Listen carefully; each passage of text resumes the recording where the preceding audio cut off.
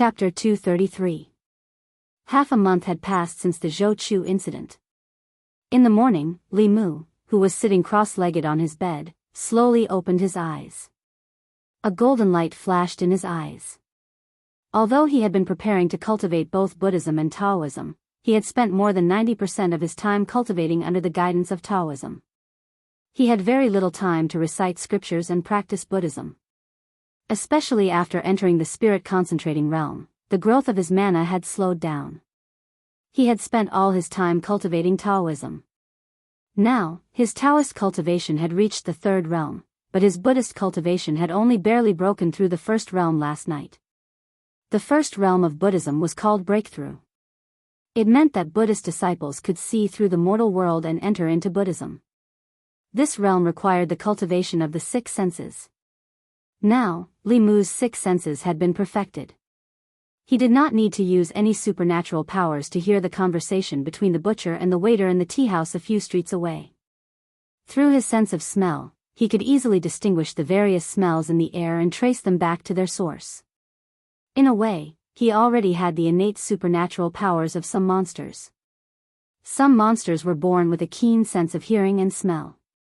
Although humans were suitable for cultivation, they were far inferior to monsters in terms of innate supernatural powers. Li Qing had once advised him that only by cultivating one of the two sects of Buddhism and Taoism could one attain a profound level.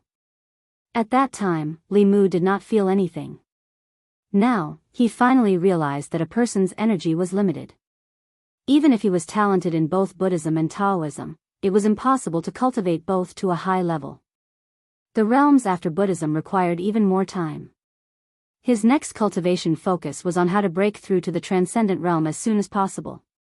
After the Zhou Chu incident, Zhang Chun was unexpectedly promoted again. He was promoted from Divine Capital Deputy to Divine Capital Magistrate. He was now the leader of the Divine Capital Yamen.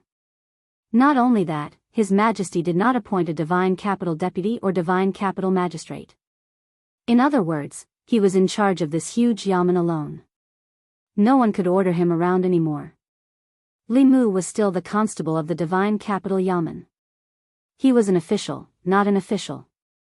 Although officials and officials were both civil servants of the Great Zhou and were paid by the state, there was a clear distinction between the two. There were no harsh requirements to become an official of Great Zhou. Officials were generally appointed by local officials, or their sons would inherit their father's business. As long as their family background was clean and they had not committed any crimes within 3 generations, they would have the qualifications to become a glorious official of the Great Zhou. But officials were different. The lowest-ranking official in Great Zhou, even if it was just a small county magistrate, still needed to receive a few years of formal education in the academy. Only after a few years would they have the qualifications to enter the imperial court as an official. This was a rule set by Emperor Wen in order to clean up the chaos in Great Zhou's officialdom and improve the quality of the officials as a whole. At that time, this measure indeed played a very big role. At that time, the imperial court was full of nepotism, and the officials formed cliques to pursue personal interests. The morality and ability of the officials were mixed. The appearance of the academy greatly improved the situation. If one wanted to become an official in the imperial court, one had to learn the thoughts of the sages in the academies, cultivate one's morals, and learn how to govern a country and cultivate. For a long time, the academies had sent countless talents to the imperial court. This rule had been passed down since the time of Emperor Wen and had been used to this day. Even if the emperor wanted to promote someone, he had to let that person undergo tempering in the academies. Emperor Wen's rule had a far-reaching impact. In the hearts of the people and officials of Great Zhou, Emperor Wen had a very high status. The successive emperors of Great Zhou did not dare to break the rules set by him. In Li Mu's view, this Emperor Wen was really far-sighted. Although this method was different from the imperial examination, it was also very advanced compared to the previous system of selecting officials. Of course, even if Emperor Wen was called a sage, there were still things that he did not expect. For example, the nature of the academy had changed greatly from when it was first established. The deans of the 4 academies were all transcendents. In the academy, there were countless experts in the middle realm. Although they were far from the 4 sects and 6 schools, they were still an incomparably powerful force. The officials of Great Zhou could only be born from the academy. The status of the academy gradually became higher and higher, and even had a tendency to surpass the imperial court. Whether it was the Shao royal family that wanted to regain their glory or the Zhou family that wanted to replace them, to facilitate this major event, they could not do without the support of the academy. Li Mu had never thought of becoming an official, so he did not need to go to the academy to further his studies. Based on what he had seen in Chengdu, becoming an official might not be a good thing. Under the protection of the Empress, being a minor official was much more comfortable than being an official. There was no need for Li Mu to worry about national affairs. All he needed to do was to bring Shao Bai around the streets of the divine capital every day to ensure that there were no crimes or disturbances in his jurisdiction. That was enough for him to fulfill his duty. After Zhou Chu's incident, his status in the hearts of the people had risen to the peak. This allowed him to obtain willpower from the people of Chengdu without deliberately doing anything. With this speed, it was not impossible for him to advance to the Abhijna level within a year. After Zhou Chu's incident, the Zhou family's reputation in Chengdu was not greatly affected. Although Zhou Chu had committed a heinous crime, the Zhou family's handling of this matter did not make the people feel disgusted. There were many disciples of the Zhou family, and Zhou Chu was only one of them. Other than Zhou Chu, the other disciples of the Zhou family did not have any misdeeds. In comparison, the Shao royal family's performance in Chengdu was even worse. In the past few hundred years, they had been the masters of the great Zhou dynasty and Chengdu. Although they had been suppressed by the Zhou family for a short period of time, the sense of superiority in their bones could not be erased. Li Mu counted with his fingers.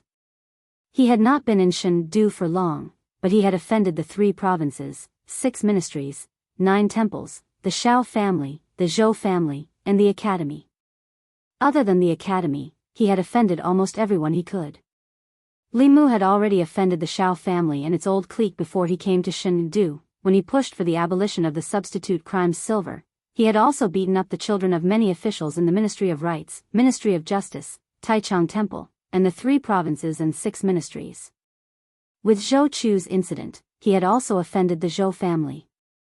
He was only missing the academy to become the public enemy of Chengdu. Among the common people, the situation was the exact opposite.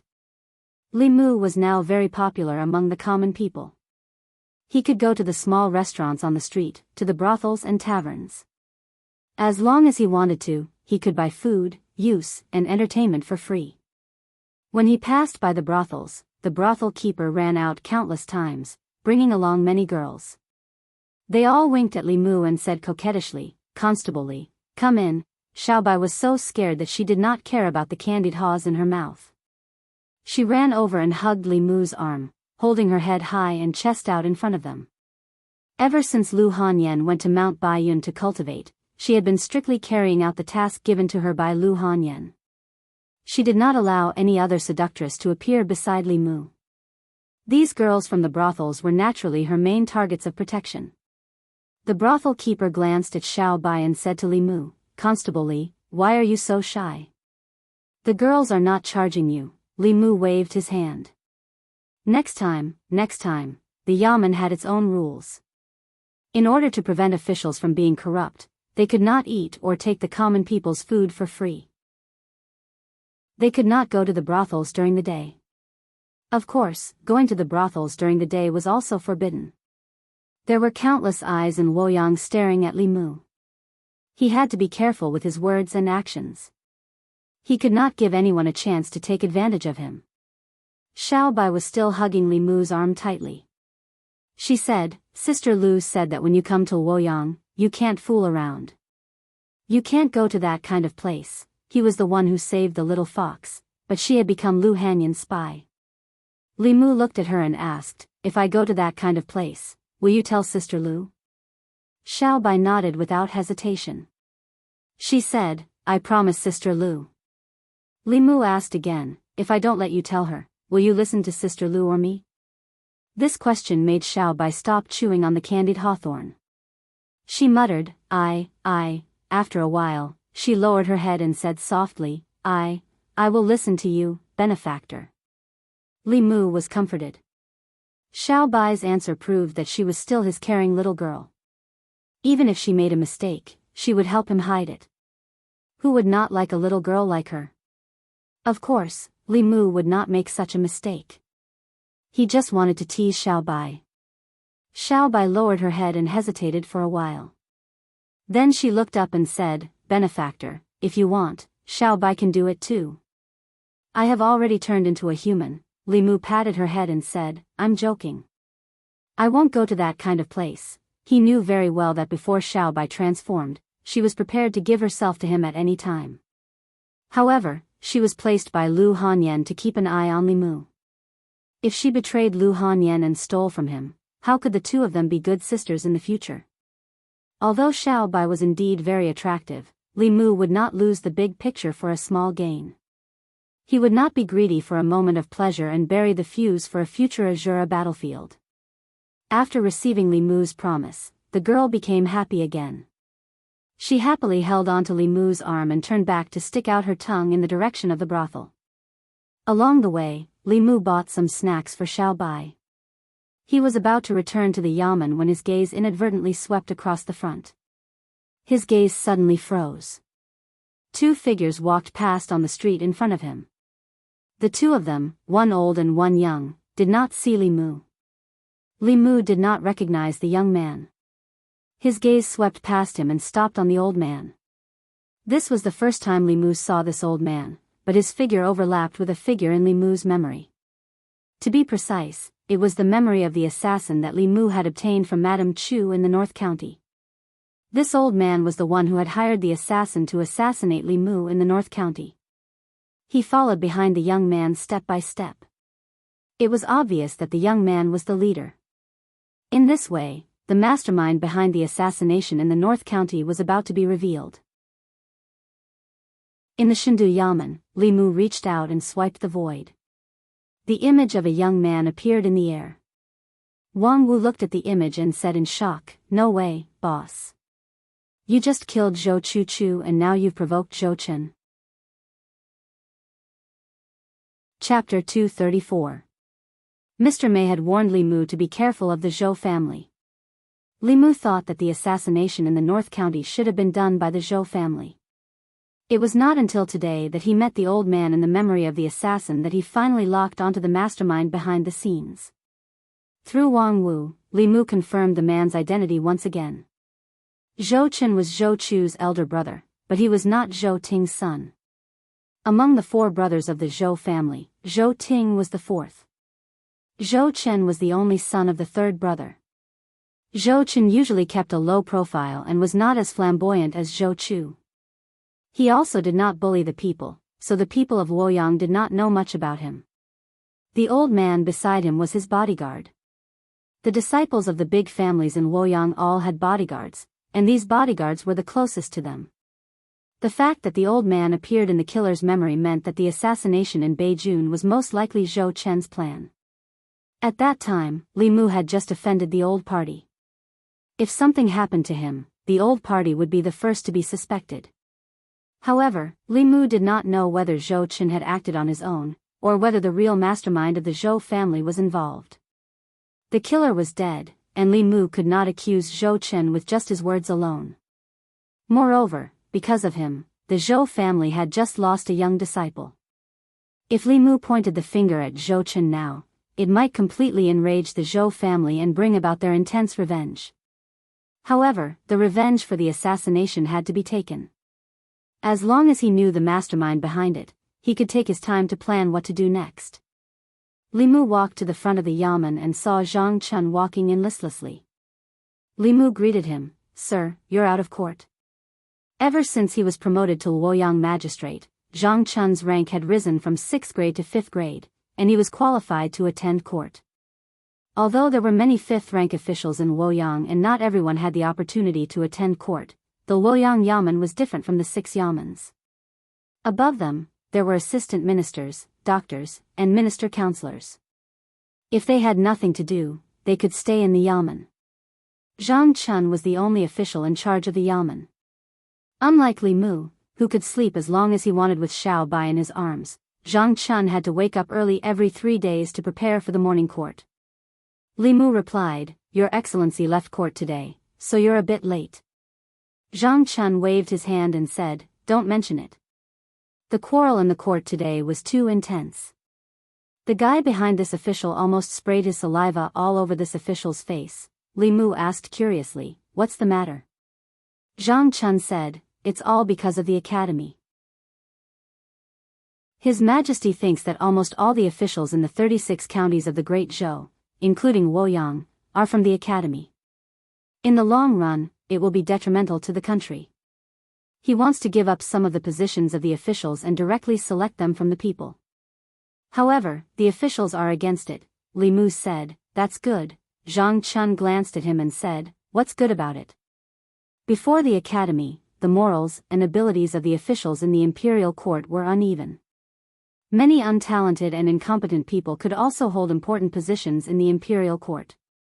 The people suffered unspeakably. After the academy, the quality of the officials has greatly improved. If the selection of officials goes back to the old days, won't the people suffer that kind of pain again?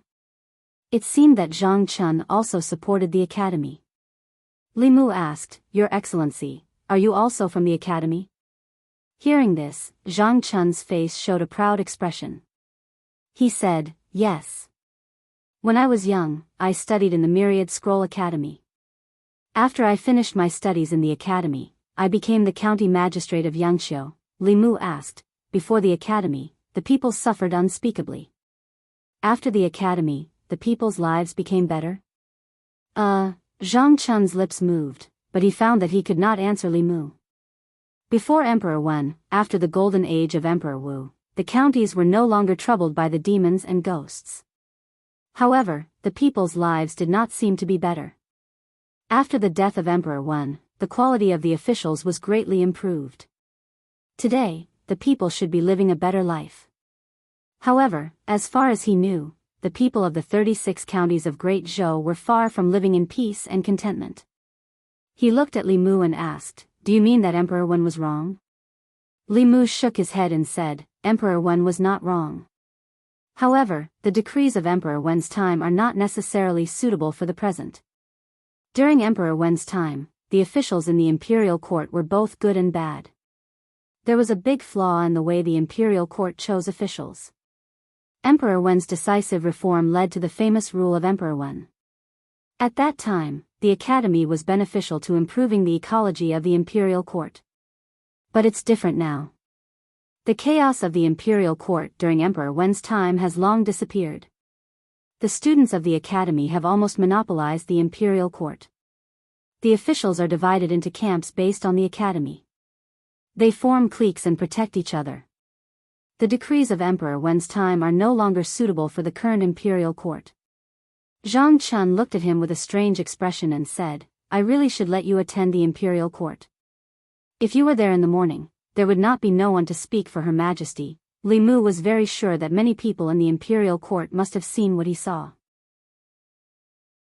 However, they were all from the academy. If they agreed with the Empress, wouldn't they be standing on the opposite side of the academy? They already belonged to their own camp. Naturally, they would not betray their own camp. Moreover, with the power and influence of the academy, even the new party and the old party had to rely on it. Who in the imperial court dared to oppose the academy? Li Mu could imagine the scene of Her Majesty being opposed by the officials in the morning court. Unfortunately, he was only a minor official and was not even qualified to defend her. Li Mu did not know much about the academy. After calling Wang Wu, he had a better understanding of the academy.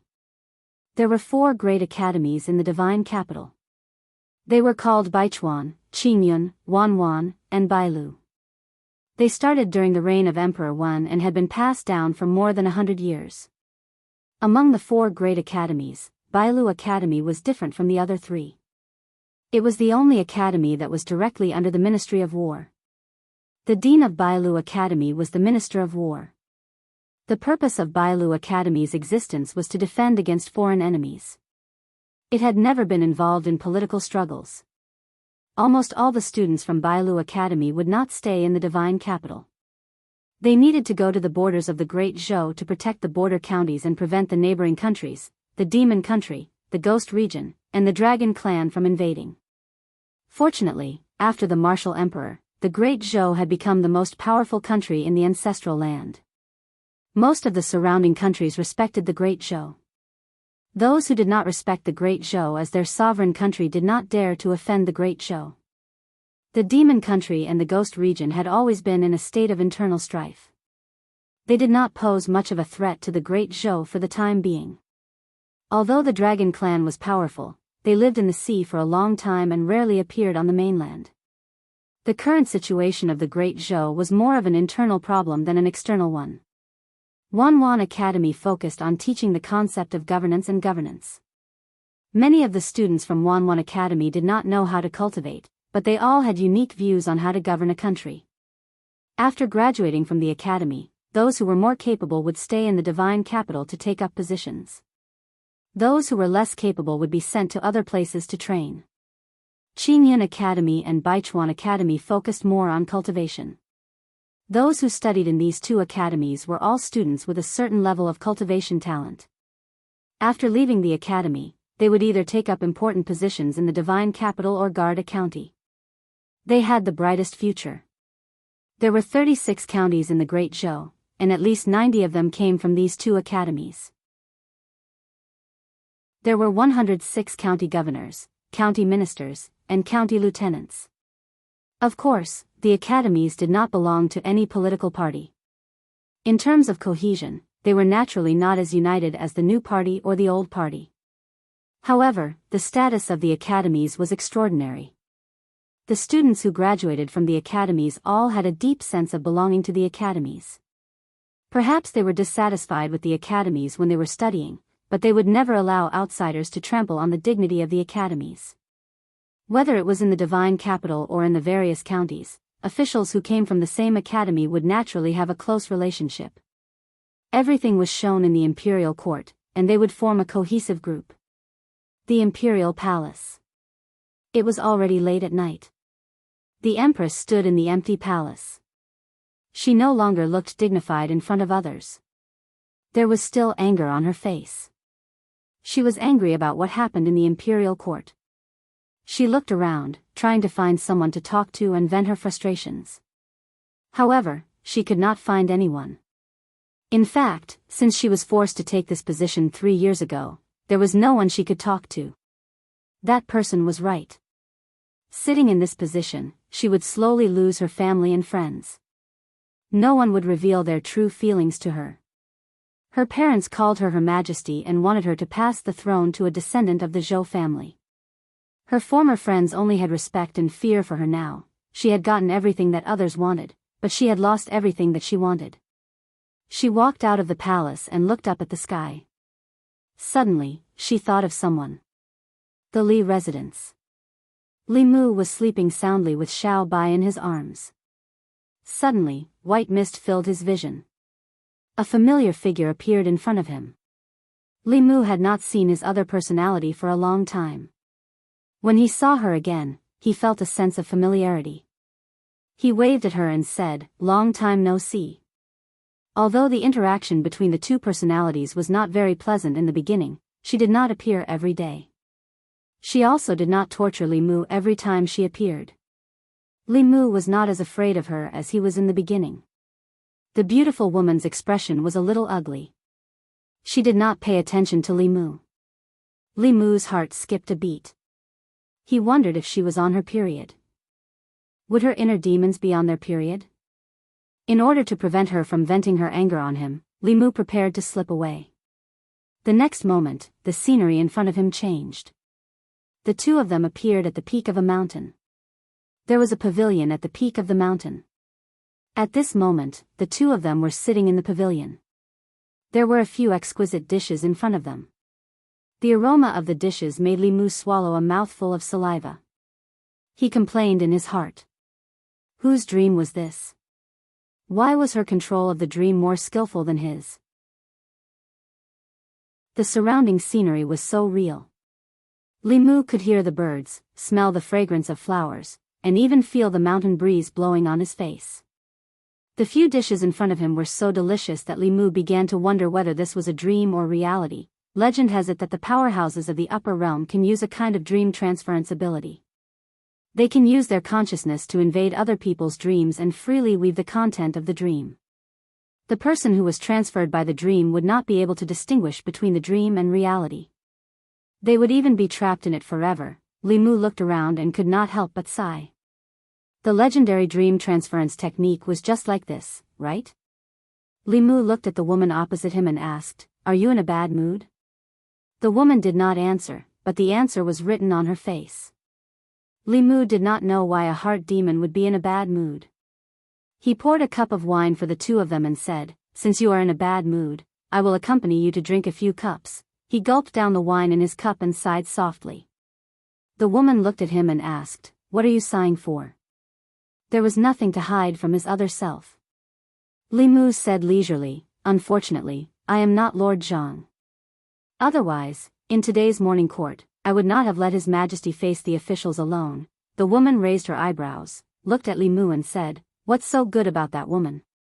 She is just a rebel who seized power and stole the country. Is it worth it for you to protect her like this?" Bang!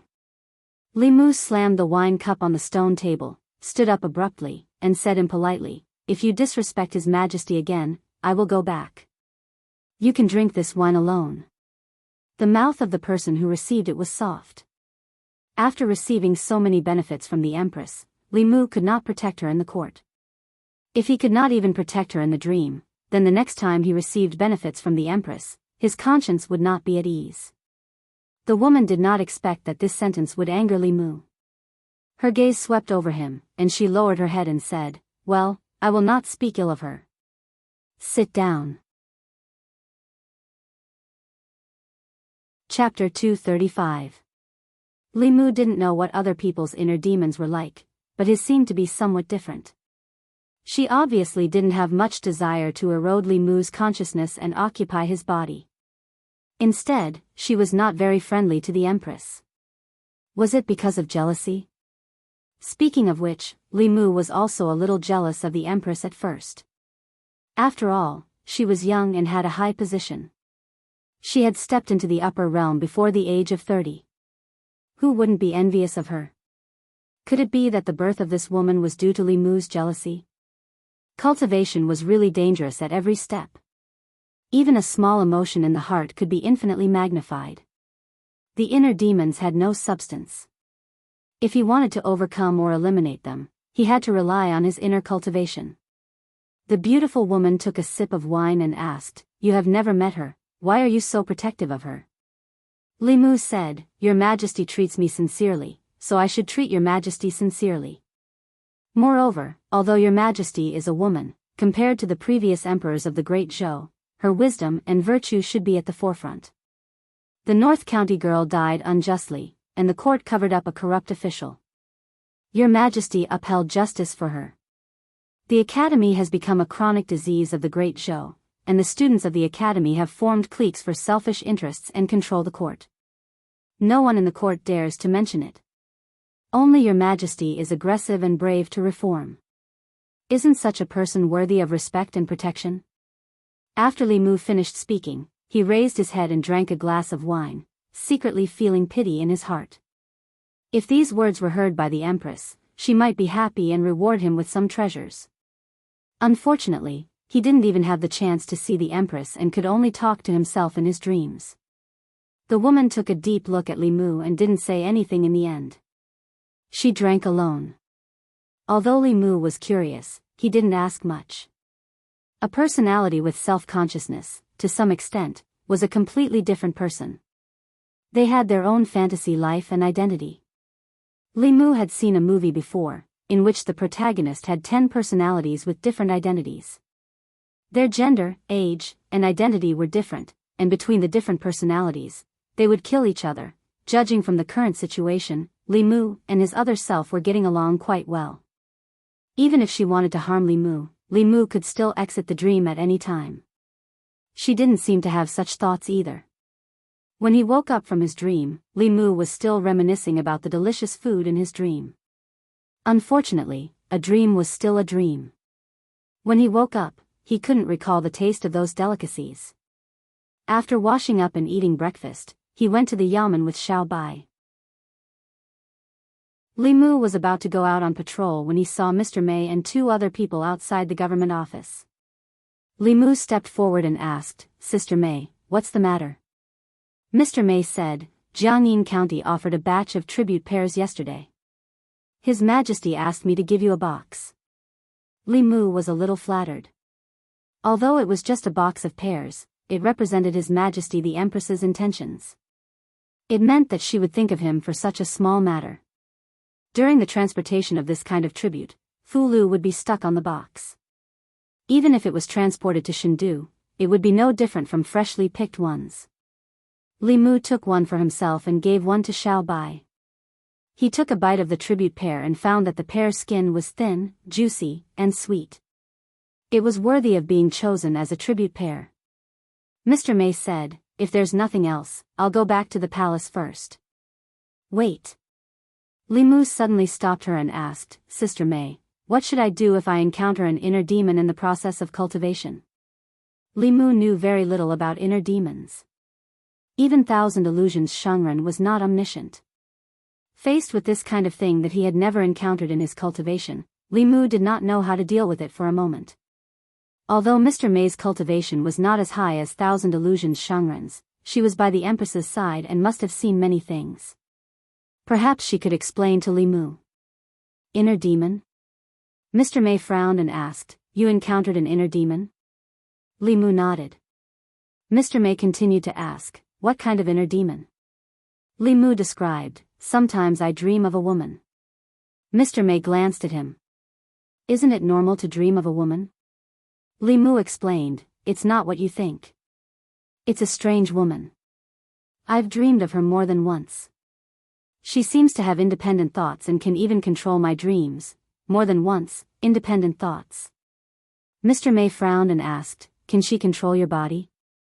Li Mu shook his head and said, "That won't happen." "That's strange." Mr. Mei said in surprise, "Once an inner demon of this level appears, it will definitely fight for control of the body.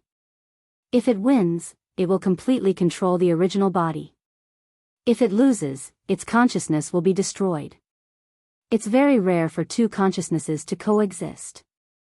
Li Mu asked, "In other words, it's possible for such a situation to exist?" Mr. Mei nodded and said, "As far as I know, there are very few people who have more than two consciousnesses coexisting in their bodies. Most of the time, his body is dominated by the main consciousness, but when he encounters a life and death crisis, the other consciousness will awaken. This kind of second consciousness can sometimes be more terrifying than the main consciousness." Li Mu felt that he was in this situation as Mr. Mei said. In his dreams, the woman could turn the tables and easily beat Li Mu. Her strength was very terrifying. Although the two of them could coexist peacefully for the time being, no one could say for sure what would happen in the future. Li Mu asked, "How do I get rid of this kind of inner demon?" Mr. Mei shook his head and said, "You can only rely on yourself to defeat the inner demon. When your consciousness is strong enough, you can easily erase the consciousness of the inner demon." She looked at Li Mu and asked, "What does your inner demon look like?" Li Mu reached out and swiped in the air. A woman's shadow appeared in the air. This was a small spell that could be mastered in the Jushen stage. It was a weakened version of the art of black light. The art of black light of the cultivators in Dongxian could turn stillness into motion and appear in real time. It could surpass the power of heaven and earth and reappear the past that had already happened. It was said that the most powerful cultivators in the ninth realm could even see the future temporarily through this spell. As for whether it was true or not, Li Mu didn't know. Mr. Mei looked at the woman. A trace of surprise flashed through his eyes and his mouth opened slightly. Li Mu saw the change in her expression and had a bad feeling. He asked, What's wrong?" Mr. Mei coughed and his expression returned to normal. He asked, "When did you get this inner demon?" Li Mu thought for a moment and said, "I think it was the night when His Majesty abolished the substitute sin silver. I met her for the first time in my dream. She tied me up and whipped me." Thinking of what happened in his dream that night, Li Mu still felt a bit aggrieved. Hearing this, Mr. May's expression was very strange. It seemed like he wanted to laugh but was trying hard to hold it in.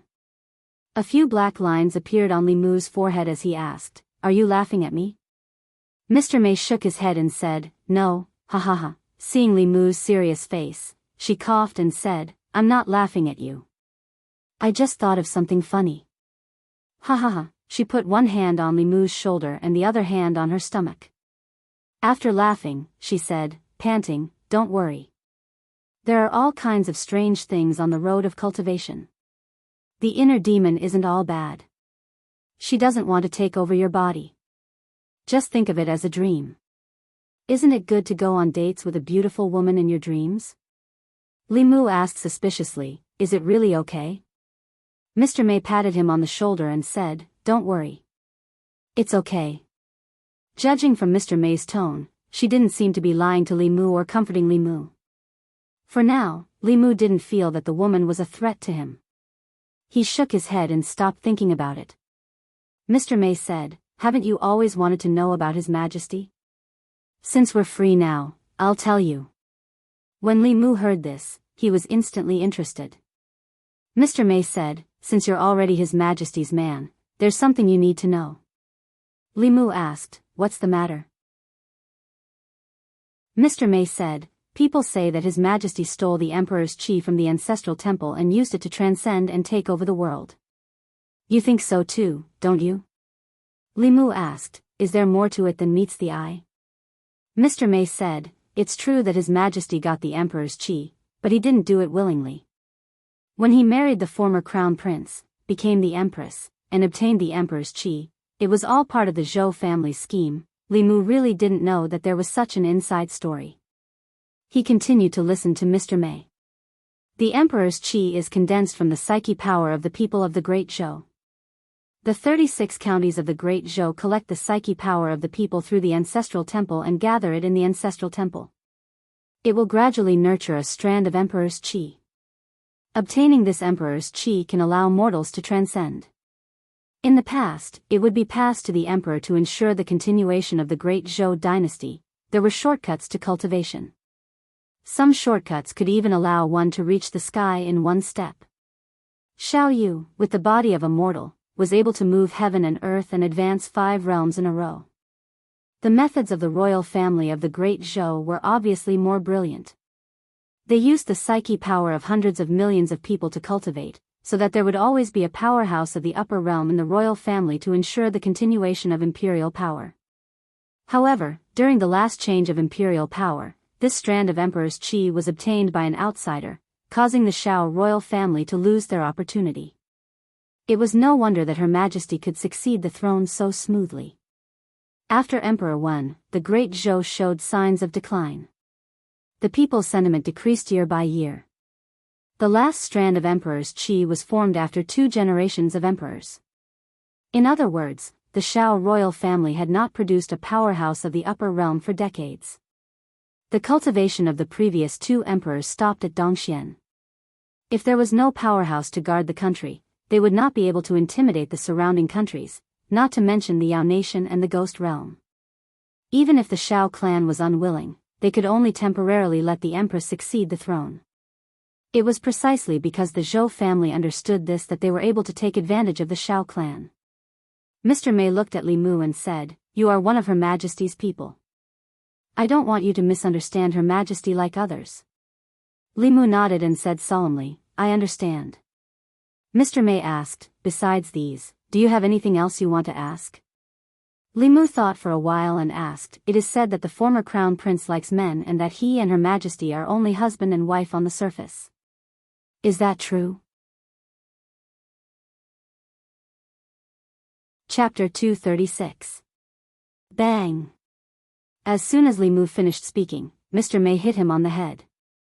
Mr. May glared at him and said, "Didn't I tell you not to criticize Her Majesty? If other internal guards heard you, you would be hung up and beaten." Li Mu rubbed his head and said, "Isn't it right in front of you?" Mr. May snorted and said, "Not even in front of me." Li Mu shook his head and said, Okay, I won't ask anymore." Gossiping was human nature. The higher a person's status was, the more people would gossip about them. Not only Li Mu, but many people in Luoyang were gossiping about this. Okay, I've delivered Her Majesty's reward. I'm going back to the palace. Mr. May looked at him angrily and said, Her Majesty is as pure as ice and as pure as jade. Don't talk about her behind her back.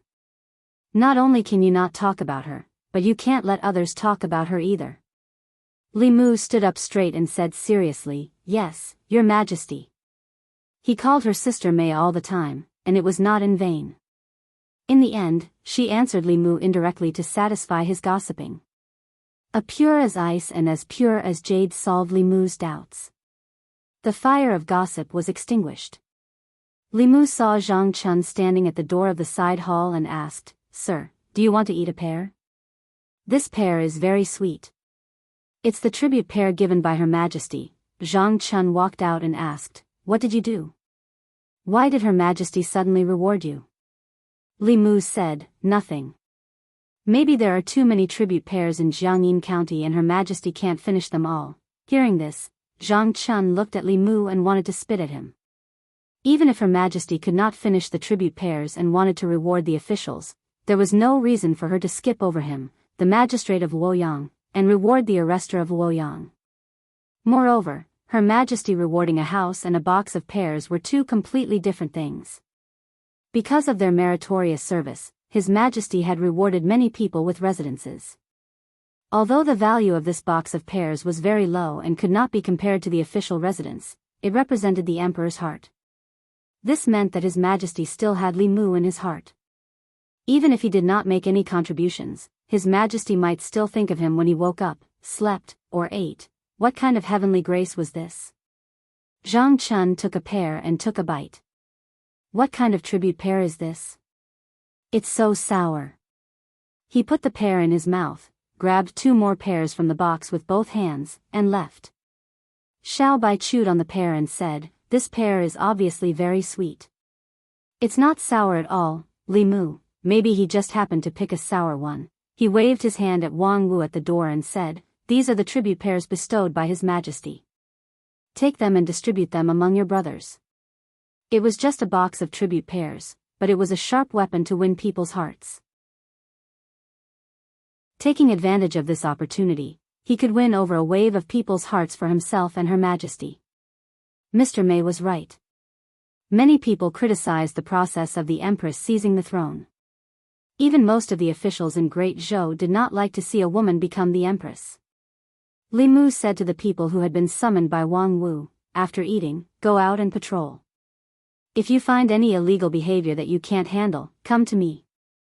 The constables each took a pear and said to Li Mu, Thank you, boss. Li Mu waved his hand. This is a reward from Her Majesty. If you want to thank someone, thank Her Majesty. Imperial Palace.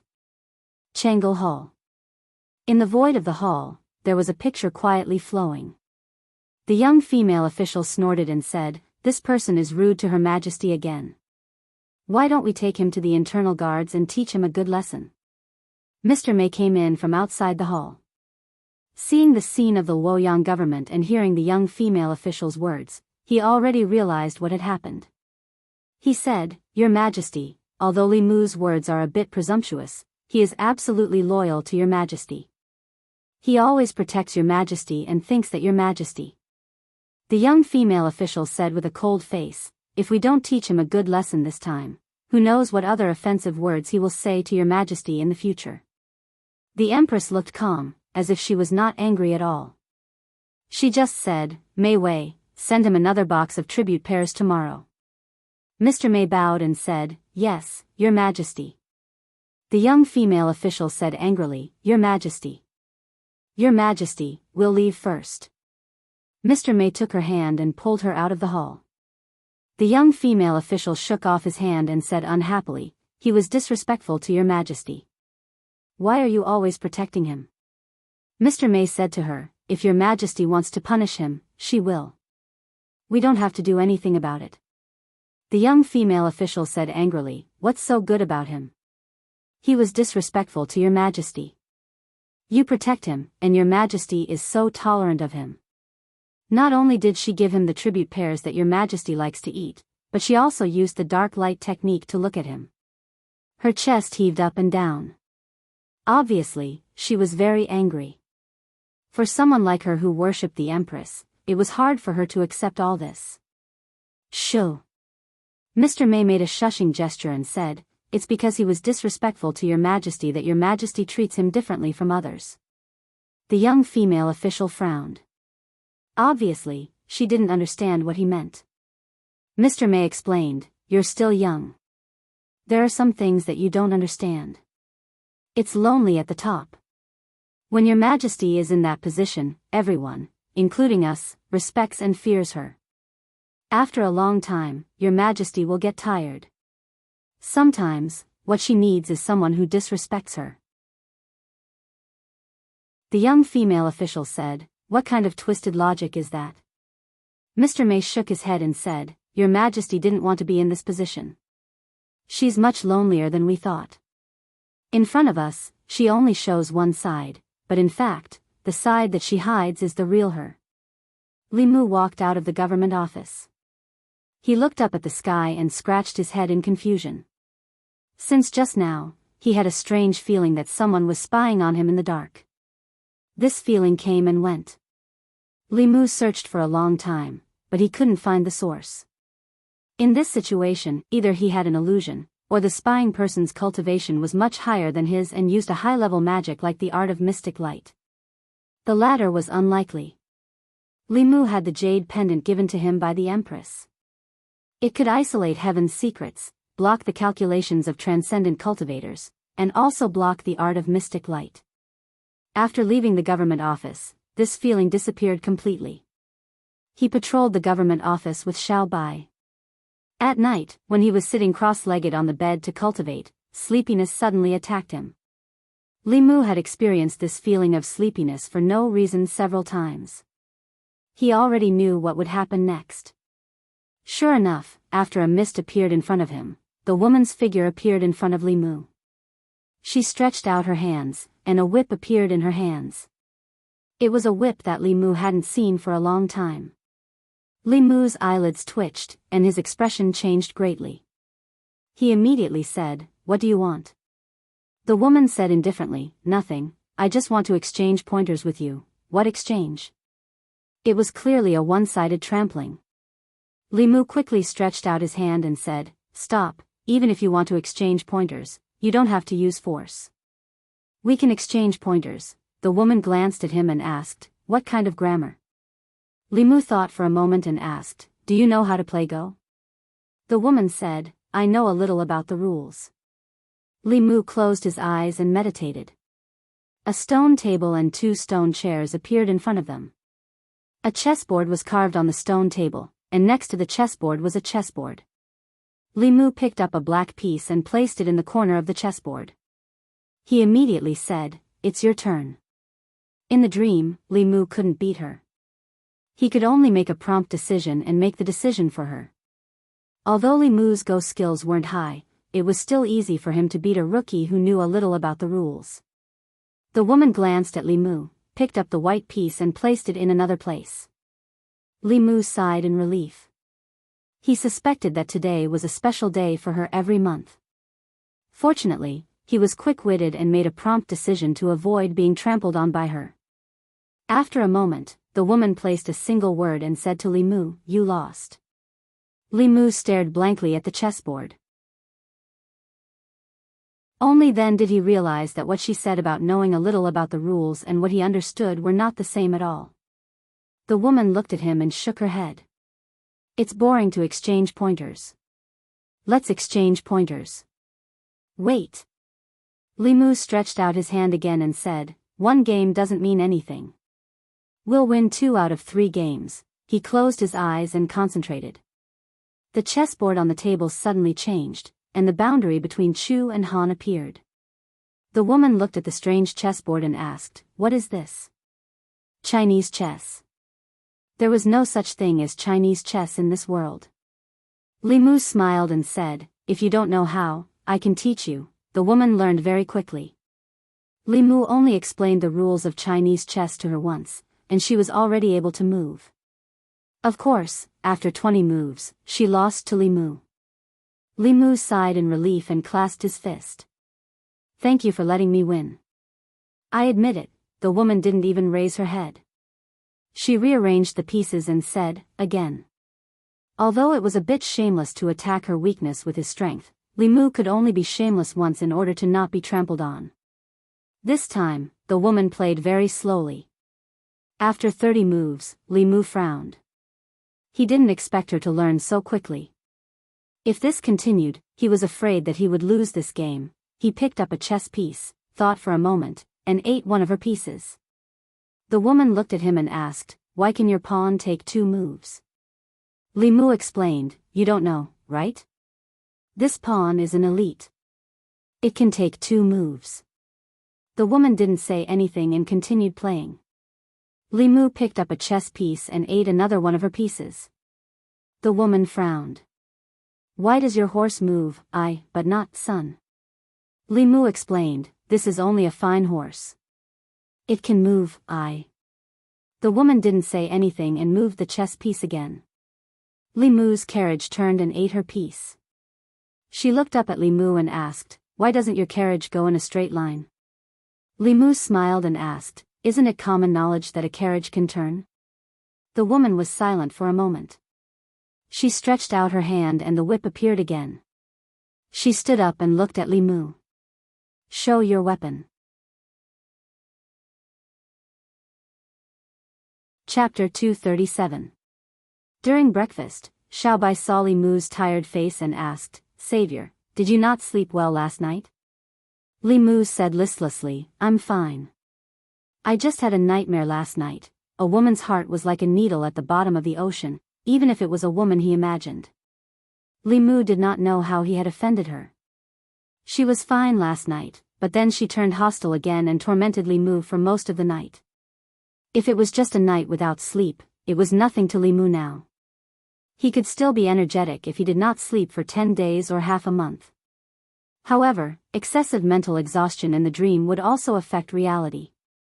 Last night, he had fought more than 300 rounds with the inner demon. He had even mastered the use of the mantra a lot. Although he was a little mentally exhausted, he had gained a lot. After breakfast, he returned to the yamen with Xiao Bai. Li Mu learned from Wang Wu that the Empress had sent another box of tribute pears early in the morning. Li Mu was a little confused. How did the Empress know that he liked pears? He was actually a little reluctant to share the tribute pears with everyone yesterday. He did not need to share this box of pears with them. He and Xiao Bai would take it home to eat at night.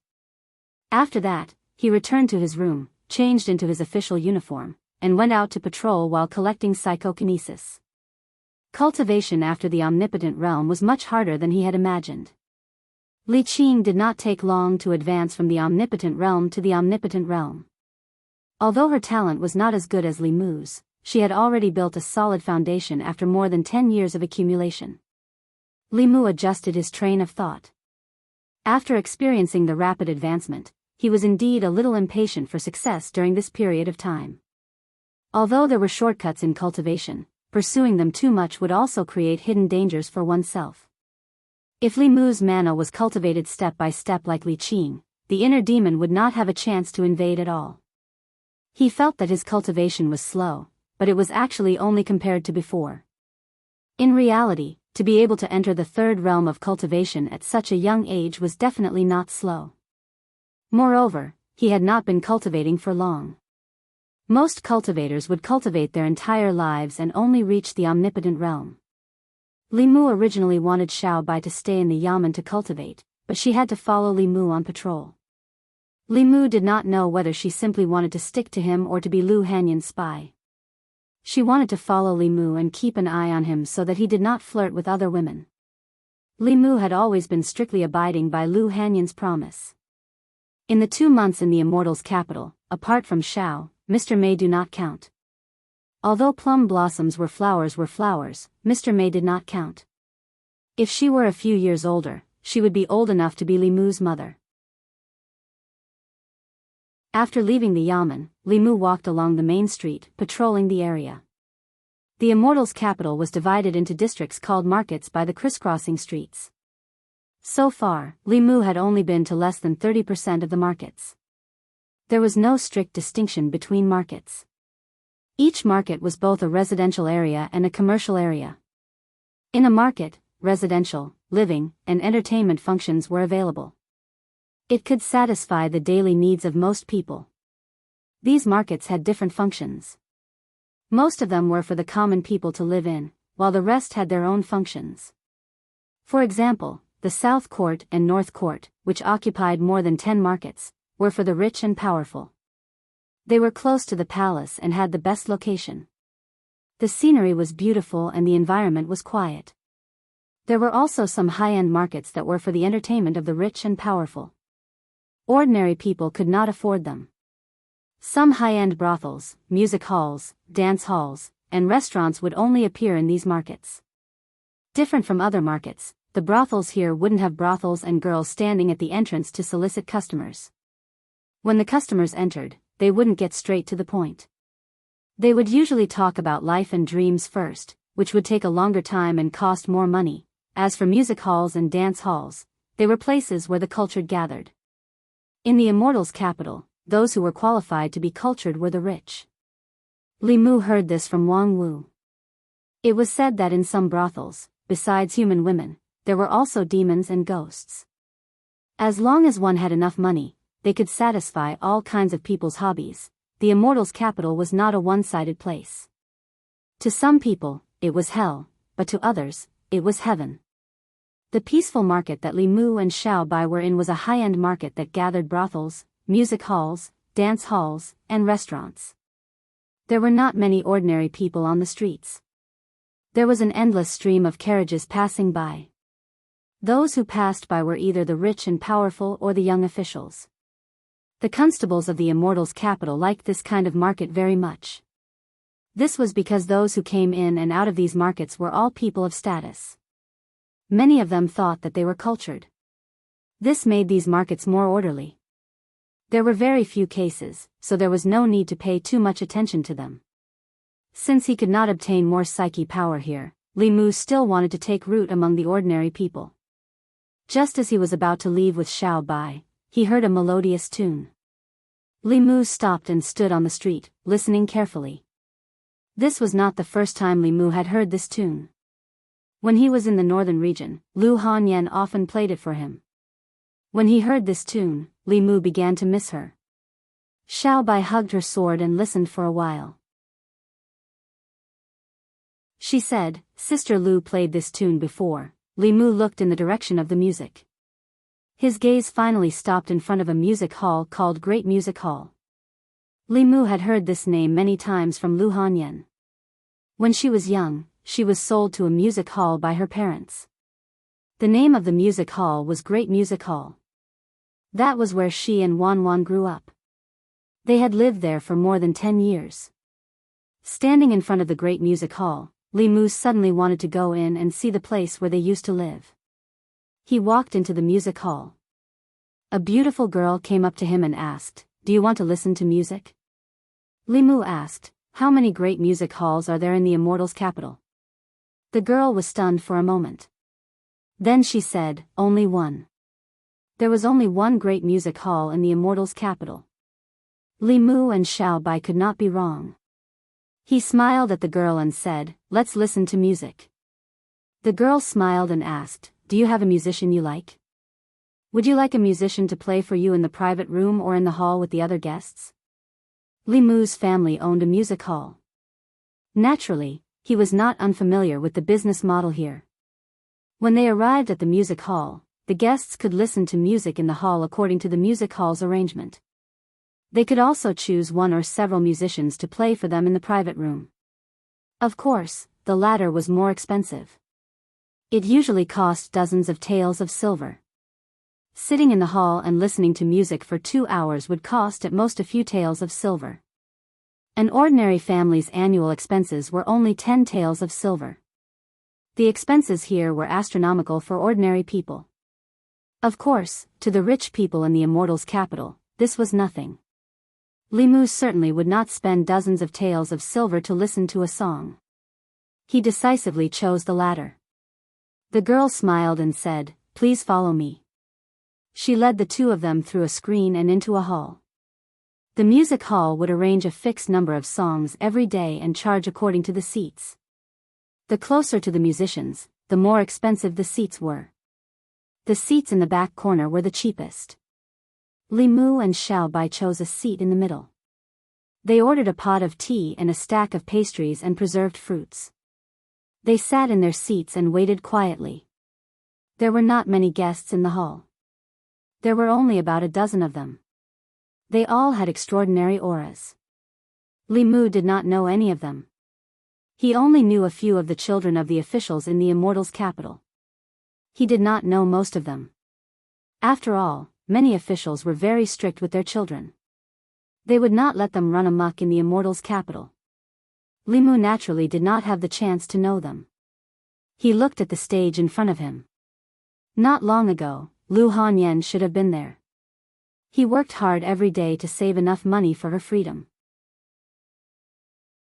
Then, he left the Immortals' capital and came to the North County, where he met Li Mu. The musicians had not yet gone on stage and the performance had not started. The guests below the stage occasionally chatted with each other. Miss Ening's skills are getting better and better. Listening to her play is a great enjoyment in life. Miss Ening has improved a lot in the past half year. Many people are here for her.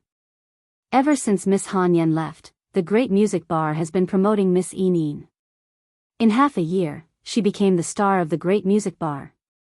Miss Hanyan is worthy of being the #1 musician in the Immortals' capital. Unfortunately, she suddenly disappeared a year ago and no one knows where she went. I also miss Miss Hanyan. Li Mu drank his tea. He did not expect to hear Lu Hanyan's name from these people. Wan said that she was proficient in all kinds of musical instruments and was very famous in the Immortals' capital. It was not an exaggeration at all. Lu Hanyan had never bragged about this. Li Mu also only knew about it now. Not long after, a woman hugged a guqin and walked up to the stage. The discussions below gradually stopped. Zheng, when the sound of the guqin entered their ears, their minds couldn't help but be shaken. Li Mu looked at the woman on the stage and smiled. Although it was his first time meeting Miss Ening, he had heard about her many times from Lu Hanyan. This caused Li Mu to feel an inexplicable sense of familiarity even though it was his first time meeting her. In the music bar, there were many small groups. Ening and Lu Hanyan were close like sisters. Li Mu looked at her as if she was his sister-in-law. After the song ended, the woman on the stage stood up and bowed to the guests below. She said gently, "Thank you for coming." Ening will take her leave. She walked down the stage and was about to leave with her guqin. A young man sitting in the front row suddenly stood up and said, "Miss Ening, I am from the 100 Rivers Academy. I have admired you for a long time. I hope you can give me a chance." Ening hugged her guqin and took 2 steps back. She apologized, "Young master, I am sorry. Ening's status is lowly. I am not worthy of you," the young man said. "I am not marrying you as my wife. You can be my concubine." Ening shook her head and said, "I am sorry. Ening has no plans to marry." The young man took a step forward and said, "What's so good about playing for others here? If you follow me, you will enjoy endless glory and wealth. Do you still need to suffer like this?" Ening took 2 steps back and said hurriedly, "I like this place very much. I have no intention of leaving." A trace of anger appeared on the young man's face. He reached out and wanted to grab her wrist, but his shoulder was pressed down from behind. Li Mu used a little force and the young man was pulled behind him. The young man said angrily, "What are you doing?" Li Mu asked back, "What are you doing in broad daylight?" Li Mu's official uniform still had some effect. The young man said, "I am pursuing Miss Ening." "Why? Is this against the law?" Li Mu said, "It is not against the law to pursue a girl. But if you force her when she is unwilling, it is different." The young man frowned. Just as he was about to say something, someone ran over to him and whispered something in his ear. The young man's face changed. He glanced at Li Mu, but didn't say anything and hurriedly left. Although he was in the academy, he had heard of the name Li Mu before. This was a complete lunatic who was not afraid of anything. Although he was not afraid of the constables of the Luoyang government, he did not want to provoke a lunatic. After the young man left, Miss Enin was relieved. She put down her guqin and bowed to Li Mu. She said gratefully, "Thank you for helping me out. It is my duty to protect the people of Luoyang." Li Mu smiled and looked at her. "Moreover, Hanyan's friends are my friends. If you encounter any problems in the future, you can come to the Luoyang government to find me." Although Lu Hanyan said that he was not allowed to fool around in Luoyang, standing up for her good sister could not be considered as fooling around. Moreover, as a constable, Li Mu had the duty to protect the people of Luoyang. Hearing Lu Hanyan's name, Miss Enin was stunned. Then, she looked up at Li Mu and asked in surprise, "Sir, do you know Sister Lu? Where is she now? Is she okay?" Li Mu said, "She and Wanwan are in the North County. They are both fine." Hearing Wanwan's name, Enin did not have any doubts that the person in front of her knew Lu Hanyan. Her expression was a bit agitated and angry. She said, "She left without even saying goodbye. How can she be a good sister?" Lu Hanyan had mentioned this to Li Mu. Although her experience in the music house was a bit bumpy, she had made a few good friends in the past 10 years. She did not want to face the scene of parting. After redeeming herself, she left quietly with Wanwan without telling anyone. From Miss Enin's reaction, the feelings between them should be sincere. Hearing Lu Hanyan's news, Enin was clearly a little agitated. Tears welled up in the corners of her eyes. She wiped her eyes and said, "They left without saying anything. They made me worry for so long. They're two weak women. What if they encounter bad people?" Li Mu's lips curled up. The two of them were no longer weak women. One had a pure Yin body and the other had natural spirit eyes. They had countless treasures on them. Bad people were probably more afraid of meeting them. After a while, Enin looked up at Li Mu and asked curiously, "Sir, how do you know Sister Hanyan?"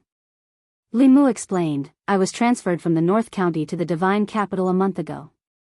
Before that, I was with Hanyan and Wanwan in the North County."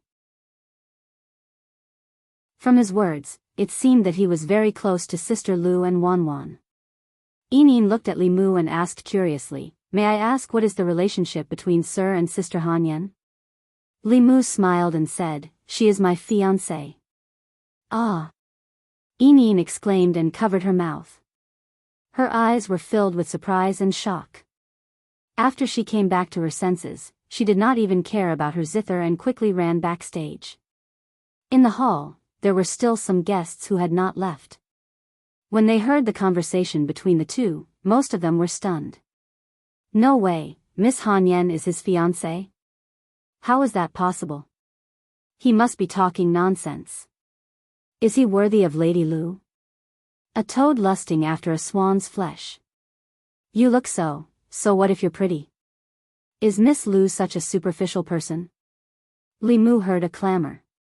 These people looked at him with unkind eyes and there was a sour smell in the air. Soon, there were messy footsteps from backstage. Enin ran out with a few girls. Where is Sister Hanyan's husband? Hey, don't push me. Let me see first." A few girls ran out from backstage and surrounded Li Mu. They sized him up from head to toe. "He looks okay. He is worthy of Sister Hanyan. But he is a little young. He is at least 3 years younger than Sister Hanyan. Hey, a woman 3 years older than you. Age is not a problem." Enin coughed and said, "Be careful. Don't be rude to brother-in-law." One of the girls looked at Li Mu and said in disbelief, "Are you really Sister Hanyan's husband?" Li Mu said, "Not yet." The girl said, "How can you prove it?" Li Mu waved his hand and the images of Lu Hanyan and Wanwan appeared in front of them. "Ah, brother-in-law knows magic. It is Sister Hanyan and Wanwan." "Wanwan, this little girl, why did her face become round again? Is brother-in-law a cultivator?" No one dares to pester Sister Hanyan anymore. Li Mu's move completely shocked the girls and confirmed his identity. They immediately became well-behaved in front of Li Mu. "Hello, brother-in-law. I am Meow Meow. I am Xin Xin. I am 16. Brother-in-law, just call me Little 7. Lu Hanyan had entered the music house very early. Some of the girls in the same batch as her had already left. Some of them had taken advantage of their youth to marry into rich families as concubines. Some had even become someone else's mistress. Her age and qualifications were very high in the music house. After coming to the music house, she had a few more sisters-in-law. Feeling their sincere feelings, Li Mu was also happy for Lu Hanyan. He smiled at the girls and said, Hanyan will come to the divine capital in about a year. You will be able to see her then. My name is Li Mu. I work in the divine capital. If you encounter any trouble, you can come to the divine capital to find me. Meow Meow's face was filled with doubt. She muttered, Li Mu. I seem to have heard this name before. Soon, she recalled something. Enin and the others were also shocked. Brother-in-law is Li Mu, the Li Mu who took care of those officials' children and caused a ruckus in the Ministry of Justice? Brother-in-law made the heavens strike Zhou Chu to death. He even scolded Assistant Minister Zhou in the Ministry of Justice. Oh my God, I was just watching the show outside the Ministry of Justice that day. Soon, the girls' eyes began to sparkle as they looked at Li Mu. For more than a month, the people living in the divine capital might not have seen Li Mu, but they had definitely heard of his name. He took care of those rich kids, caused a ruckus in the Ministry of Justice, forced some officials to change the law, and abolished the silver for crimes. He had fundamentally sought the well-being of the people. He had avenged the wronged and caused the wrath of the heavens to strike Zhou Chu to death. He had gotten rid of a great evil for the divine capital. Countless people had seen it with their own eyes. Although they had never seen him, they were already filled with admiration for him. Enin's eyes widened. She looked at Li Mu and asked, Brother-in-law, are you really that Li Mu? Li Mu smiled. There is only one person called Li Mu in the divine capital. Wow, brother-in-law is so powerful. Let's see who dares to pester and bully us in the future. Little 7 and 16 were the youngest. They were only 16 or 17 years old. They jumped up happily and pulled Li Mu's arm. They cheered and said, we have a backer in the future. Xiaobai stood at the side and watched anxiously. However, these people were Sister Lu's friends, so she could only watch anxiously.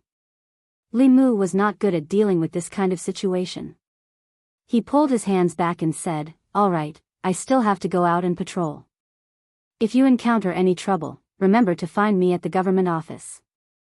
Li Mu had stayed in the music house for a while. He bid farewell to the girls and left the wonderful sound pavilion with Xiaobai. Brother-in-law, goodbye. Come here often to see us, we'll save the best spot for you. It's free. Enin looked at his back and said, I didn't expect Sister Hanyan to have found a husband. I'm really happy for her, Little 7 said, brother-in-law is really powerful. That day outside the Ministry of Justice, I heard him scolding Assistant Minister Zhou in front of the Ministry of Justice. That's the Zhou family. Other than brother-in-law, who in the divine capital would dare to offend the Zhou family? 16's face was filled with happiness. She said, hee, it's good that brother-in-law is powerful. Let's see who dares to bully us in the future. Although the status of musicians and performers in the hearts of people was better than prostitutes who used their beauty to entertain people, they were still inferior. Although there were many officials and nobles who came to the music house to listen to music, there were only a few who really looked up to them. As musicians, it was common to be harassed when they went out to play. Among them, some guests would be polite and some guests would be overboard. Many of the musicians who were not famous had been molested. There were even musicians who were sullied by guests when they were playing for guests alone in the pavilion. However, that guest had a powerful background and the music house could only let it go. As musicians, they had no sense of security. In fact, they were very envious of Sister Hanyan who could control her own fate. At this time, Xin suddenly thought of something and said, the female constable by brother-in-law's side is so beautiful. Even I can't help but like her, Meow Meow said, she's the most beautiful girl I've ever seen. Even those clothes can't hide her beauty. How can Sister Han Yen be at ease with leaving such a girl by brother-in-law's side? Little Seven thought about it and said, brother-in-law is alone in the divine capital. We have to help Sister Han Yen keep an eye on him. We can't let other little vixens take brother-in-law away.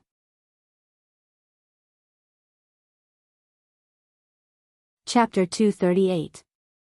Ever since he lost to Li Mu in a game of chess, the woman in his dream flew into a rage out of humiliation and ravaged him. She had not appeared for several days. Her time of appearance was very irregular, and her emotions were also very complicated and changeable. Sometimes she was calm, and sometimes she was manic. This caused Li Mu to be alarmed even before he slept. However, this woman was not as scary as the description of the inner demon in the book. Even though Li Mu could not defeat her in his dream, his mastery of various Tao techniques and supernatural powers was becoming more and more refined. Mantras and abhijna could be improved gradually through daily practice. However, there was a limit to this improvement. When fighting with others, the situation could change in an instant. No matter how skilled one was in daily practice, it was inevitable that one would be flustered in a real battle. Actual combat was the best way to improve one's strength. However, actual combat meant danger. In reality, when one was fighting with one's life, all of one's previous efforts would be for naught if they failed once. In the past, Li Mu had Su He to teach him moves. Now that they were separated, Li Mu also lost an opponent who could train him. Until he met the woman in his dream. Dreams were illusory. No matter what happened in the dream, it would not affect reality. However, experience in fights of magical powers was really accumulating. He could completely use the inner demon as his own whetstone to help him increase his experience in fighting enemies. After thinking this through, Li Mu looked forward to her appearance. Unfortunately, his inner demon was different. Whether it appeared or not was completely a probability event. There was no rule to speak of. In the morning, he and Xiaobai patrolled more than a dozen markets and only mediated a few neighborhood disputes. The two of them ate outside. When they passed by the Great Music Lane, they came in and sat for a while. Lu Hanyan's former sisters were very enthusiastic about Li Mu. Xiaobai looked at them nervously. Is Sister Han Yan still like before, only eating a little every day? Wan must have gained weight, right? Sister Han Yan said that she would open her own music lane in the future. Did she open it in the end? The few of them surrounded Li Mu and asked all sorts of questions about Lu Han Yan. Li Mu answered them one by one. Enin said with some envy, I really envy Sister Han Yan. She is finally living the life she wants. Li Mu, if you want, that's fine too. Chimey shook its head and said, after Sister Han Yan redeemed herself and left, the business was greatly affected. If we redeem ourselves now, it won't be so easy. The owner won't let us go so easily. Xian also said, we also can't earn as much money as Sister Han Yan. In order to redeem herself, she played for 12 hours a day. She really didn't even care about her life. Li Mu felt a little distressed. He knew that Lu Han Yan had suffered all these years, but he didn't expect it to be so bitter. She looked weak, but she was actually very stubborn. As long as she set her mind on something, no matter how difficult it was, she would persevere and complete it. And once she made a decision, very few people could make her change her mind. After a while, two figures came down from upstairs. The two girls said happily, we are going to play together later.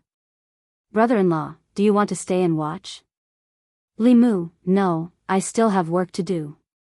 I will leave in a while. The two girls revealed a disappointed expression. Li Mu noticed that little Seven's forehead was bruised. He asked, what happened to your forehead? Little Seven lowered her head and shook it. It's fine. Chimey and Xian's lips trembled, but they didn't say anything in the end. Li Mu sensed that something was amiss and asked, what happened? The girls lowered their heads and didn't say anything. Only the youngest, 16, said angrily, it's all because of that Jiang Zhe. He ordered Sister Little Seven to play a solo in the private room and wanted to force himself on Sister Little Seven. Luckily, we heard Sister Little Seven's shout and rushed in to stop him. Sister Little Seven's head hit the headboard and was bleeding. Li Mu asked, "Didn't you report it to the authorities?" Chimey sighed. "The owner reported it to the authorities. Then the Ministry of Justice came and took Jiang Zhe away.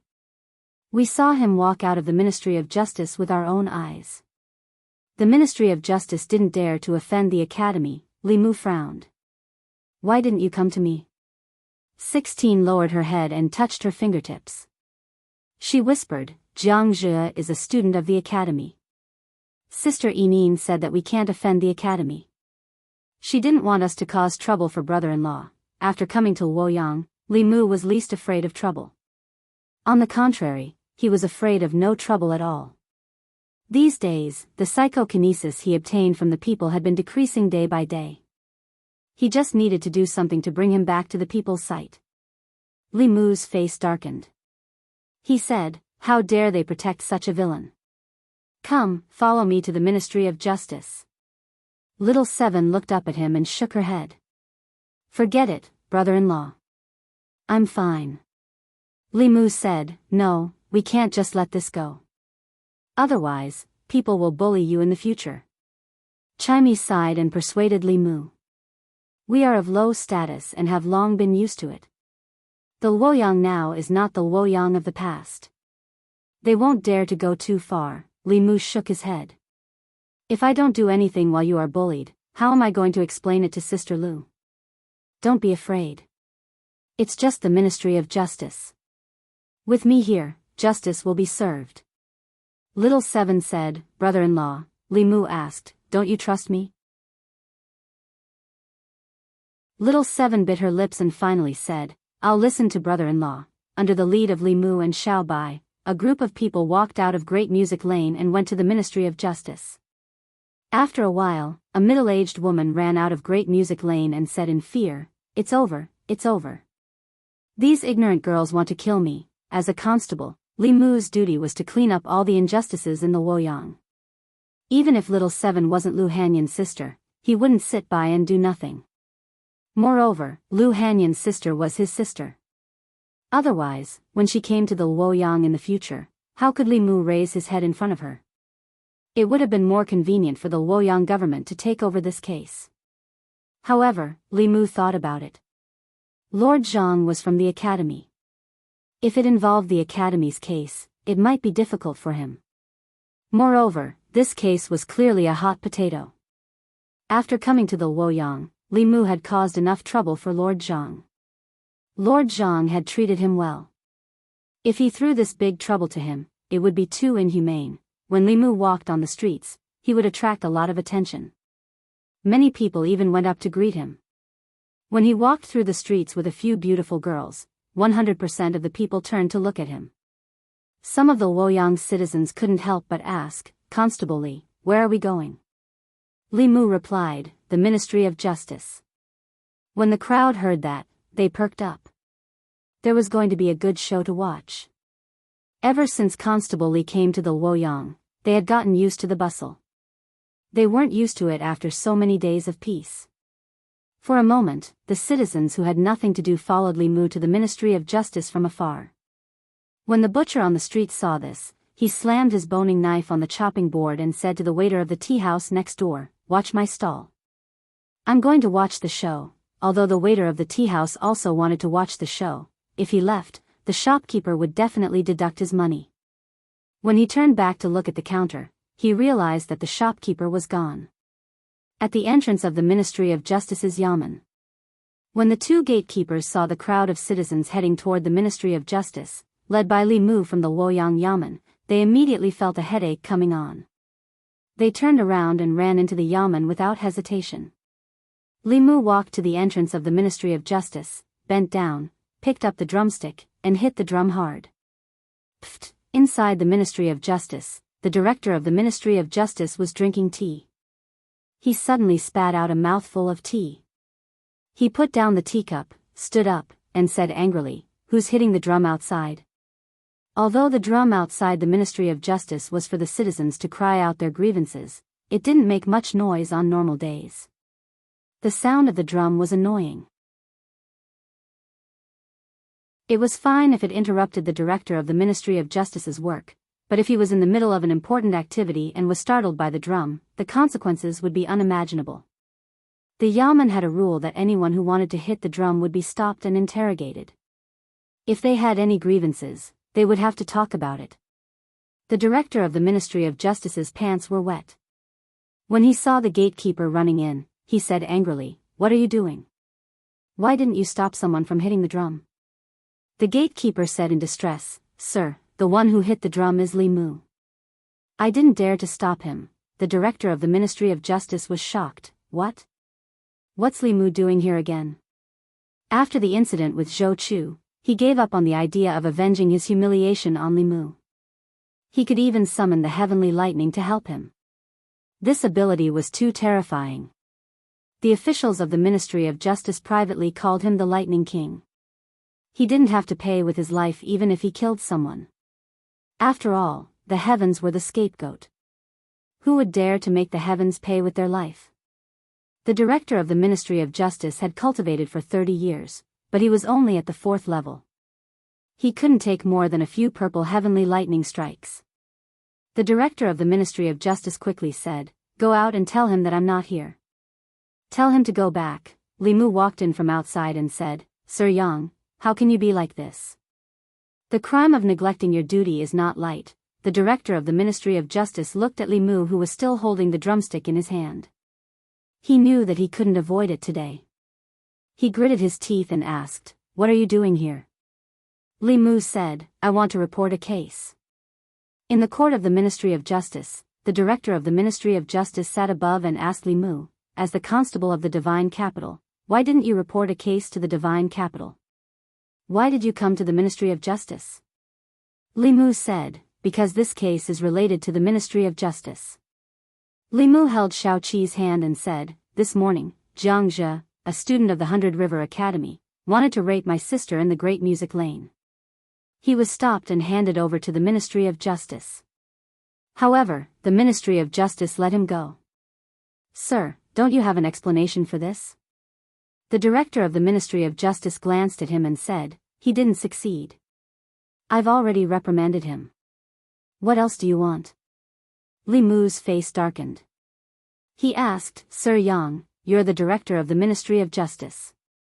You should know that the crime of attempted rape is not much lighter than rape. How can the Ministry of Justice let him go so easily?" The director of the Ministry of Justice said, "According to Jiang Zhe, he was confused for a moment after drinking and then realized it himself. According to the law, Jiang Zhe took the initiative to stop the violence. This is not considered attempted rape. Is my judgment wrong?" Li Mu said, "Sir, don't you think it's a bit hasty to close the case based on Jiang Zhe's one-sided statement?" The director of the Ministry of Justice said indifferently, "I'm the director of the Ministry of Justice. You're just a small constable. Do I need you to teach me how to judge a case?" "Well." Li Mu pointed at the director of the Ministry of Justice and said loudly, "As an official of the Ministry of Justice, it's bad enough that you don't make decisions for the people. How can you be in cahoots with such a villain?" He pointed at the top of his head and said angrily, "Damned God, if you have eyes, you can punish such a muddle-headed official." The director of the Ministry of Justice's expression changed drastically. He jumped down from the table and covered Li Mu's mouth. He said in horror, "Let's talk nicely. Constable Li, don't do this."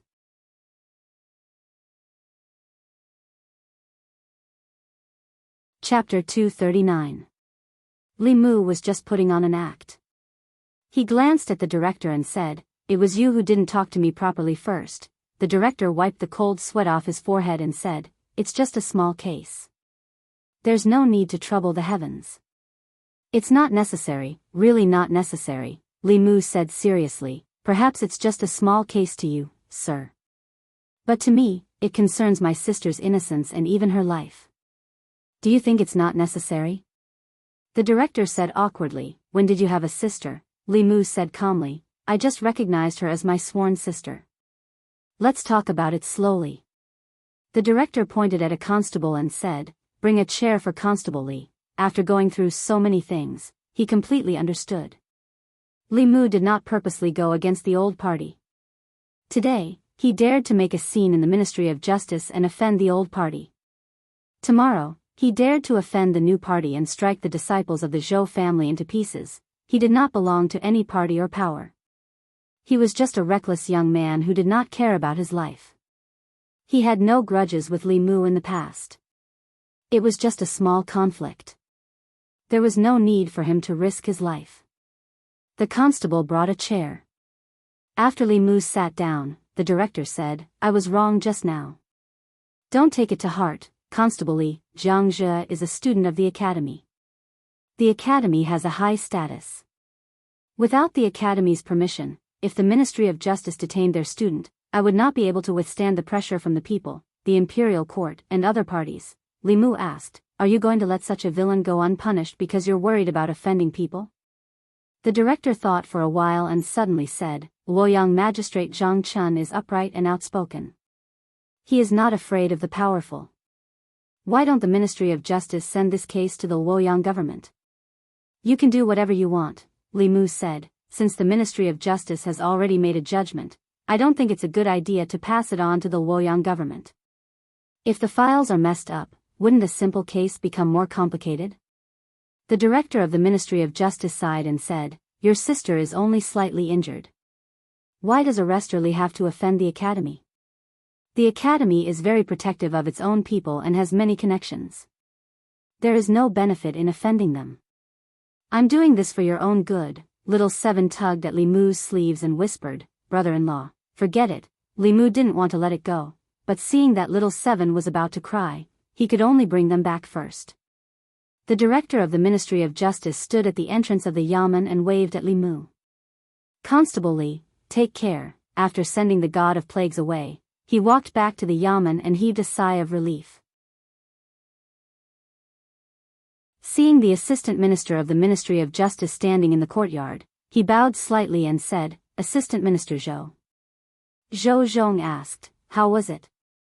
The director of the Ministry of Justice let out a long sigh and said, "I understand now. A Resterly is a person who can be persuaded by reason but not cowed by force. If you were to be tough with him, he would be tougher than you.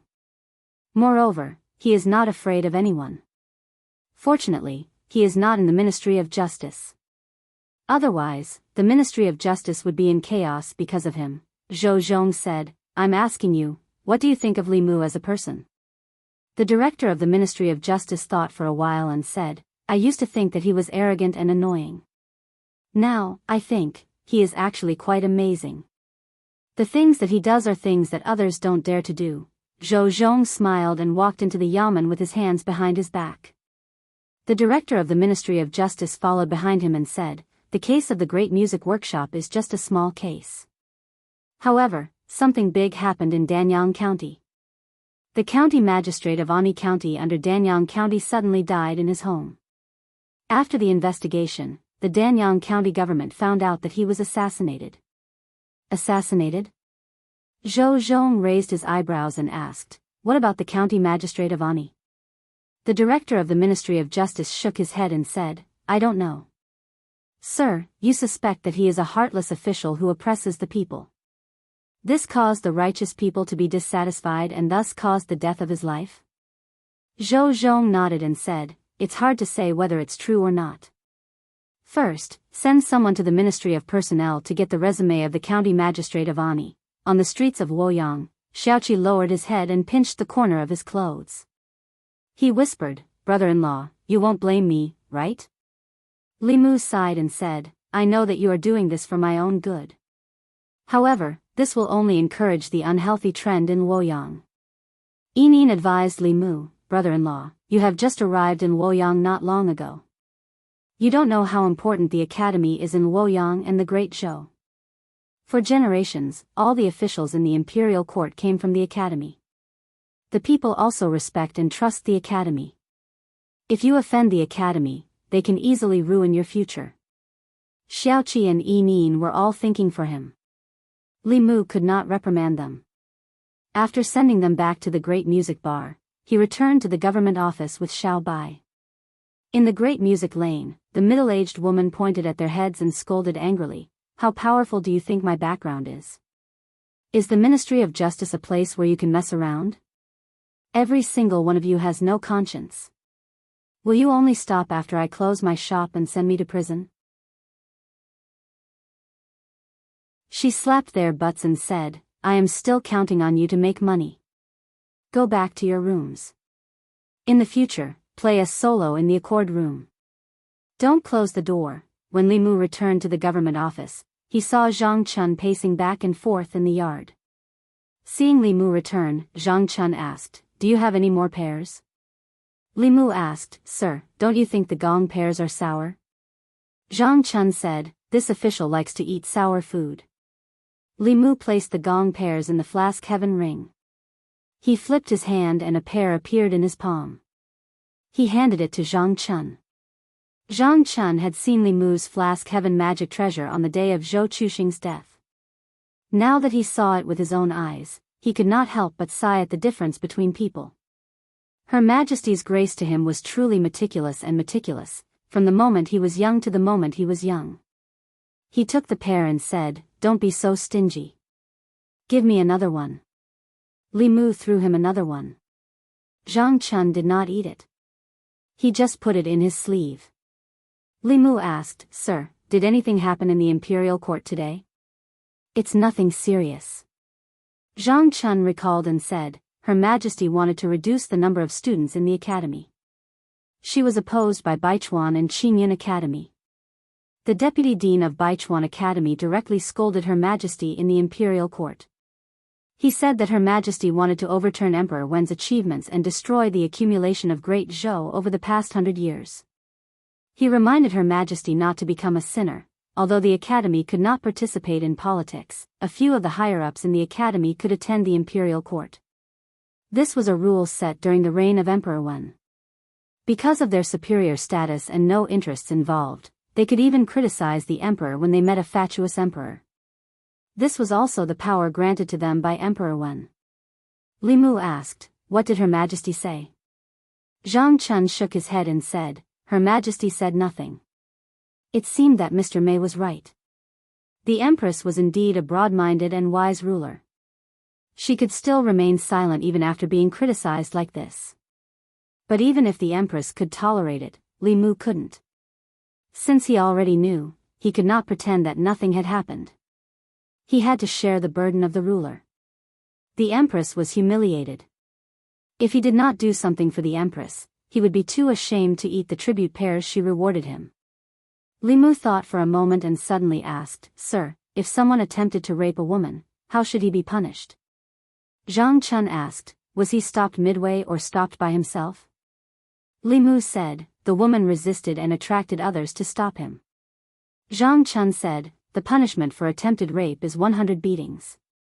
Generally, the punishment is more than 3 years and less than 10 years in prison. In serious cases, the punishment is death by beheading. Li Mu said, There was an attempted rape case in Chengdu just now. Zhang Chun asked, Did you catch him? Li Mu shook his head and said, No. Zhang Chun glared at him and said, Then what are you waiting for? Go and catch him. Li Mu held a fist and palm salute and said, Yes, sir. Wait.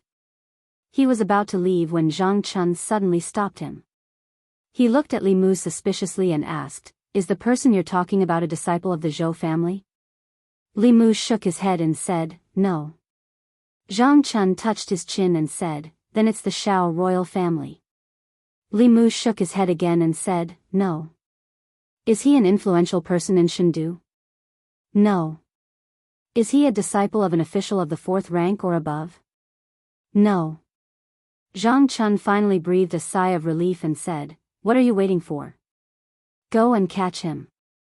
I hate criminals who rape women the most. The imperial court should really change the law and execute all these people once and for all. After a moment, Wang Wu and Li Mu came out of the government office and asked, Boss, where are we going to catch him? Li Mu said, 100 Rivers Academy. Wang Wu was stunned and asked, Where? Li Mu looked at him and asked, You've lived in Chengdu for more than 20 years. Do you know where 100 Rivers Academy is? Wang Wu immediately explained, of course I know where Hundred Rivers Academy is. But boss, the academy doesn't allow outsiders to enter. We can't even enter the academy's gate, let alone catch him, Li Mu frowned. The academy was not the Ministry of Justice. There were countless experts there. Breaking into the academy was not much easier than breaking into the ancestral court of Fu Lu School. Li Mu was not arrogant enough to break into the academy. He thought for a moment and turned to walk into the government office. Wang Wu breathed a sigh of relief. It seemed that even the fearless boss knew that the academy was not to be trifled with. Soon, he saw Li Mu come out of the government office again, but he had changed his official uniform into a regular one. Wang Wu scratched his head and asked, Boss, we haven't opened the government office yet. What are you, after a moment, at the gate of Hundred Rivers Academy? Li Mu had just approached the gate when an old man suddenly appeared in front of him. The old man reached out to stop him and asked, Who are you? What are you doing at the academy? The academy was indeed an academy. Even the guards at the gate were in the divine power realm. Li Mu smiled and said, I'm Jiang's relative. I have something important to tell him. The old man said expressionlessly, those who are not students of the academy are not allowed to enter. If you have something to say, I'll pass it on for you. Li Mu shook his head and said, this is very important. I have to tell him personally. I don't have to enter the academy. I just have to ask Jiang to come out.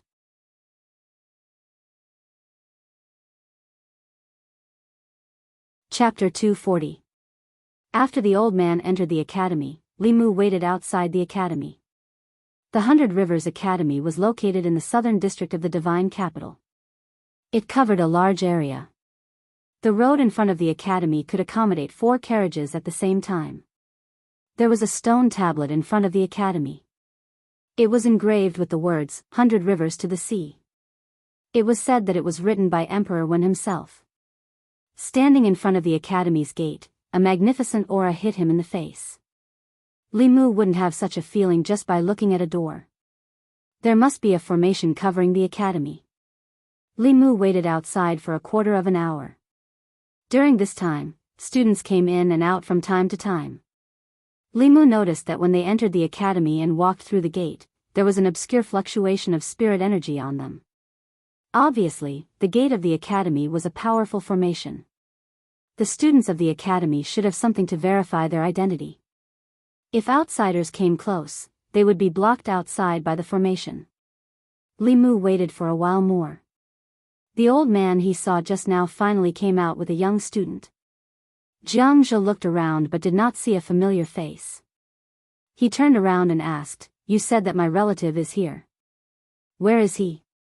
The old man pointed at Li Mu and said, "This person said that he is your relative and has something important to tell you." "Why, you don't know him?" "No." Jiang Zhe walked in front of Li Mu and asked, "Who are you and why are you looking for me?" Li Mu said, "Your family asked me to bring you something." Jiang Zhe was puzzled. "What is it?" Li Mu stretched out his hand. A light flashed and a chain appeared in his hand. There was a collar at the front of the chain. Jiang Zhe was still staring blankly at the thing in Li Mu's hand when the collar suddenly opened. It wrapped around his neck and closed again. The shackles of the yamen were partly prepared for ordinary people and partly for demonic ghost cultivators. Although this chain was not a powerful magic weapon, it had no problem locking down low-level demonic ghosts and cultivators of the lower 3 realms. When they were locked by the chain, they could not use their magic power. Jiang Zhe's cultivation was only in the soul condensation realm. By the time he reacted, Li Mu had already put the iron chain around his neck. The old man with the divine arts reacted much faster. He noticed that something was wrong and instantly appeared here. He glared at Li Mu and said furiously, "Junior, what are you doing?" Li Mu took out the token on his waist and waved it in front of the old man, saying, "100 Rivers Academy's Li Mu, failed to rape an innocent girl. Shendu Yamen arrestor Li Mu, ordered to arrest the criminal." The old man said with a gloomy face, "He's a student of the academy. Let him go immediately." Li Mu snorted and said, "Luoyang is the great Zhou's capital, not the academy's." If anyone breaks the law, the governor's office has the right to punish them. The old man glared at Li Mu and did not say anything more. He reached out to grab the chain in Li Mu's hand. Li Mu grabbed the chain with one hand and grabbed the air with the other. A fulu appeared in his hand. He looked at the old man and said coldly, using violence to threaten a public servant and obstructing official business. Even if I kill you in front of the academy today, I won't have to take responsibility. The old man stopped in his tracks and looked at the fulu in Li Mu's hand. He was afraid and did not dare to step forward. There were teachers in the academy who were proficient in the fulu. He knew what the purple cloud thunder charm looked like. The charm's power was not ordinary. If he was hit by it, even if he did not die, he would lose half his life. Seeing the old man retreat, Li Mu dragged Jiang Zhou with the iron chain and swaggered towards the yamen. Jiang Zhou was dragged by Li Mu. His face was full of panic and he shouted, "Save me!" The old man gritted his teeth and went back into the academy. In a classroom in the academy, the gray-haired old man stopped teaching and frowned. "What? You said Jiang Zhou was taken away by the Luoyang yamen?" The old man said, "He said Jiang Zhou was related to a case and wanted to bring him back to the yamen for investigation." The gray-haired old man threw down the book and said angrily, "How dare they? Since when did they have the right to interfere in the academy's matters?" He waved his sleeves and said in a deep voice, "Follow me to the Luoyang yamen." The Baichuan Academy was not far from the yamen. Li Mu dragged Jiang Zhou on the street and attracted many people's attention. Many people greeted Li Mu every day and were already familiar with him. They approached him and asked, "Constable Li, what crime did this man commit?" Li Mu said, "Attempted rape of a woman. You have to take this as a warning and obey the law." That person quickly said, "We won't do such a thing even if we're beaten to death. This guy is dressed like a dog, but I didn't expect him to be a beast." Another person said, "Look at his clothes. He's definitely not from an ordinary family. I wonder which family he's from in Luoyang." He accidentally fell into Constable Li's hands again. There seemed to be 3 vertical blue ripples on the chest of his clothes, 3 blue ripples. Isn't that the symbol of the Baichuan Academy? Is he a student of the Baichuan Academy?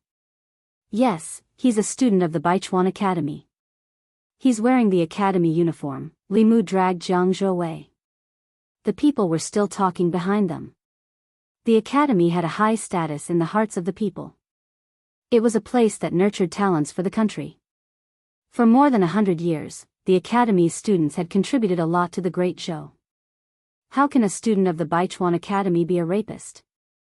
Do you think Constable Li caught the wrong person? The person caught by Constable Li can't be wrong. He provoked the old faction and killed Director Zhou. It's only been a few days. Why is Constable Li at odds with the academy again? What's wrong with the academy? If someone from the academy breaks the law, he has to be punished by the law. I'm worried that the academy will cover for him. The academy is a place that educates and cultivates talents for the country. How can it cover for a rapist? Your worries are unnecessary. How can there be such an academy? Li Mu brought Jiang Zhe back to the government office. Zhang Chun had been waiting in the court for a long time. When he saw Jiang Zhe, he was stunned and asked, "This is the rapist?" Li Mu nodded and said, "That's him." Zhang Chun's face darkened.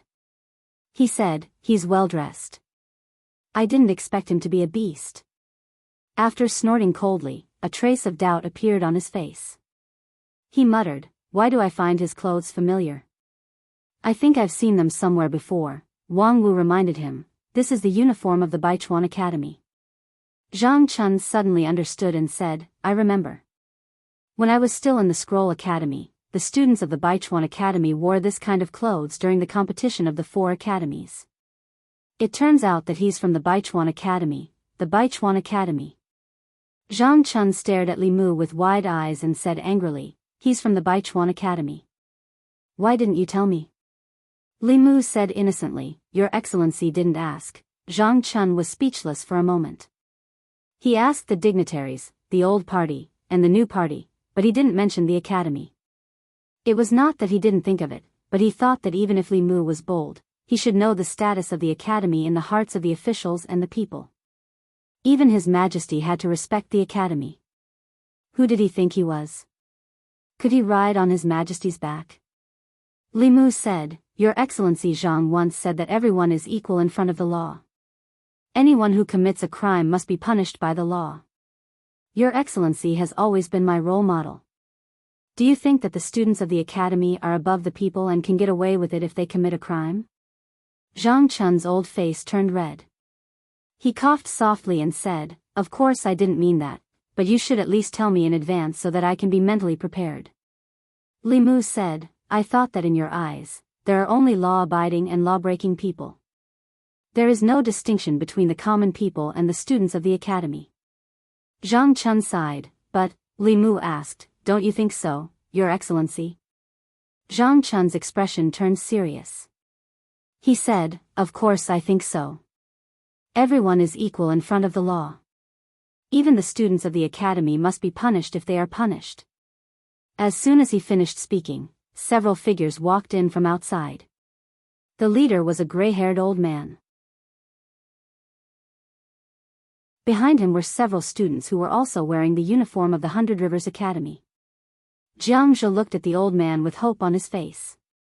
He shouted, Sir, save me. Zhang Chun walked up to the old man and cupped his fists. He said, I'm Zhang Chun of the Divine Capital. May I know who you are?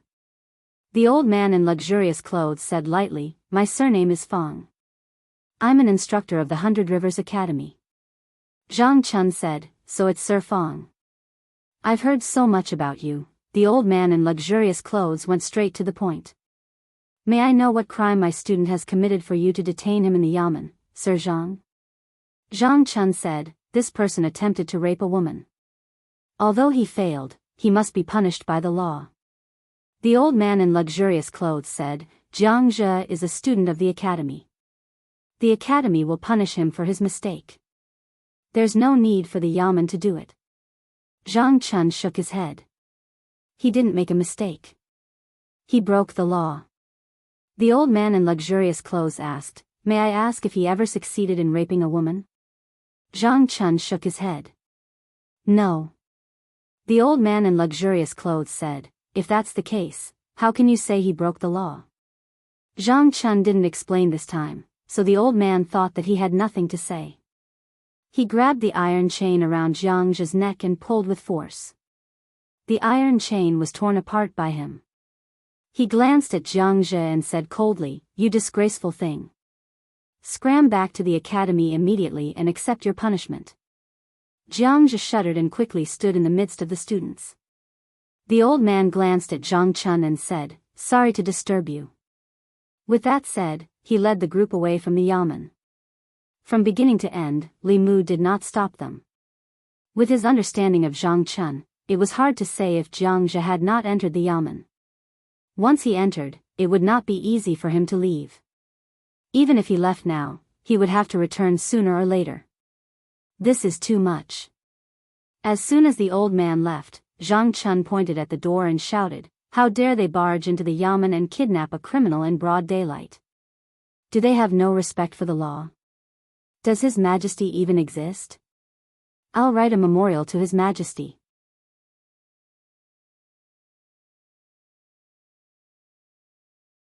Chapter 241. The longer Li Mu knew Zhang Chun, the more he realized that Zhang Chun had many tricks up his sleeve despite his thick eyebrows and big eyes. If he insisted on not letting Jiang Zhe go, the academy's instructor would not dare to snatch Jiang Zhe from the yamen. The academy's status was superior, but it did not mean that its students were above the law. The instructor would only dare to take Jiang Zhe away if he pretended to be afraid of the academy. When he took Jiang Zhe away, he gave the yamen enough reason to do so. But by doing so, he would offend the Baichuan Academy. Li Mu reminded him, Sir, aren't you afraid of the academy? Zhang Chun spat and said, What's there to be afraid of? This is the government office. If I let him take him away so easily, I will lose face. Where will the law and His Majesty's face be? Li Mu felt that Zhang Chun was going to throw caution to the wind. Lord Zhang, who used to be as timid as a mouse, had now become as hot-headed as Li Mu. What had he experienced? Outside the Luoyang Yamen, the people who were attracted saw the people from the academy barge into the Yamen and walk out after a while.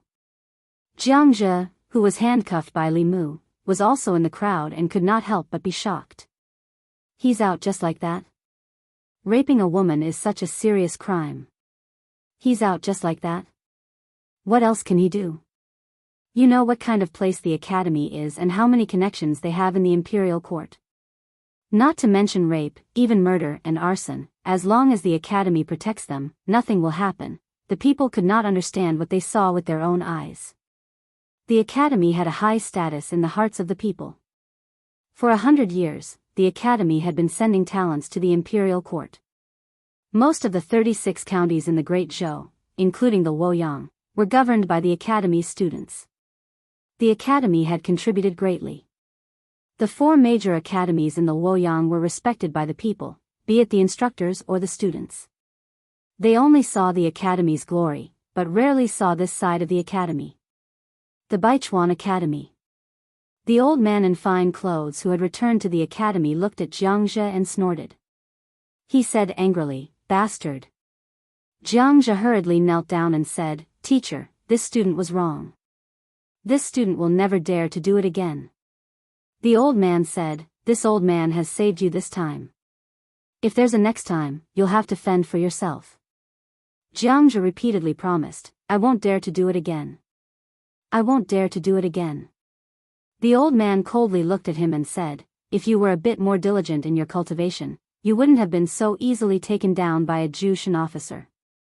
Don't go out to drink and have fun. Spend your time on cultivation. If you still can't reach the Jushin level in a year, then get the hell out of the academy." After the old man finished speaking, he flicked his sleeves and left. Jiang Zhe heaved a sigh of relief and whispered, "That was close." A student beside him smiled at him and said, "Didn't you do this kind of thing smoothly before? How come you almost fell into the gutter this time?" Jiang Zhe said hatefully, "It was fine this time. I even went to the Ministry of Justice and still came back. It's all that damned constable's fault. He almost ruined my future.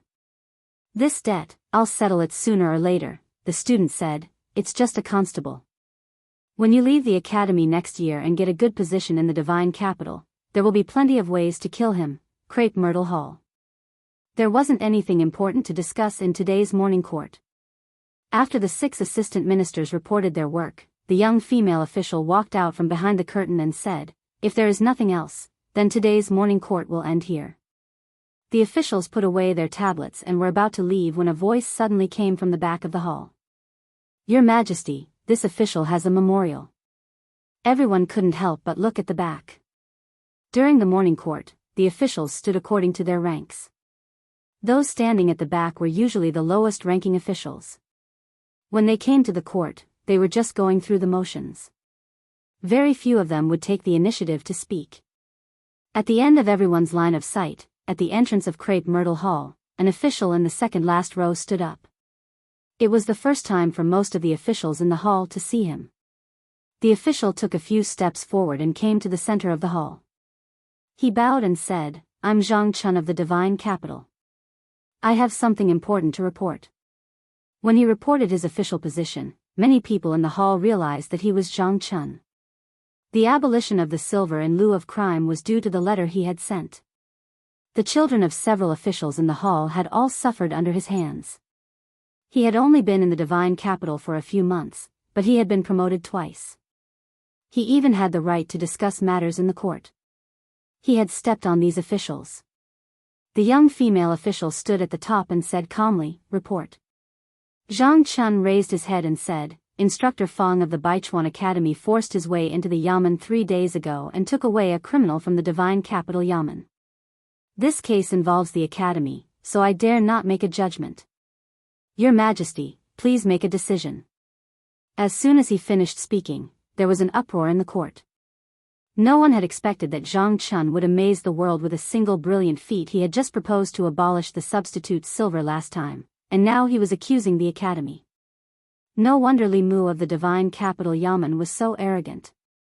He had a superior who was even more arrogant than him. It had been so many years since someone accused the academy in the court. This was the first time. Nonsense. As soon as Zhang Chun finished speaking, an old man wearing a crown stepped forward and said coldly, "I'm an instructor of the Baichuan Academy. How could I do such a thing?" Behind the curtain, a dignified voice said, "Vice President Chen, why do you have to jump to conclusions so early? Whether it's true or not, won't it be clear when Instructor Fang confronts the Divine Capital Yamen?" Vice President Chen said in a low voice, "I'll go back to the academy and bring Instructor Fang to the palace to confront him." As soon as he finished speaking, he took a step forward and disappeared. Zhang Chun immediately said, "Your Majesty, please summon Arrestor Li Mu of the Divine Capital Yamen to the palace. He's in charge of this case. He's more familiar with it than I am. He was there when Instructor Fang brought people into the Yamen yesterday. He can testify for me." After a moment of silence, the person behind the curtain said, "Mei Wei, bring Li Mu to the palace." As soon as Mei Wei left, Vice President Chen's figure appeared again. At this time, there was another person beside him. It was the old man in the luxurious robe. The old man bowed to the Empress first. "Your Majesty."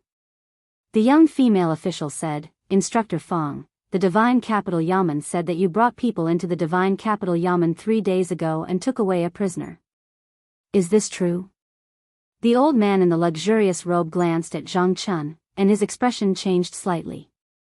He immediately said, "I did take away a student from the Divine Capital Yamen, but that student didn't break the law. The Divine Capital Yamen ordered people to trick my student out of the academy and forcibly detain him in the Yamen.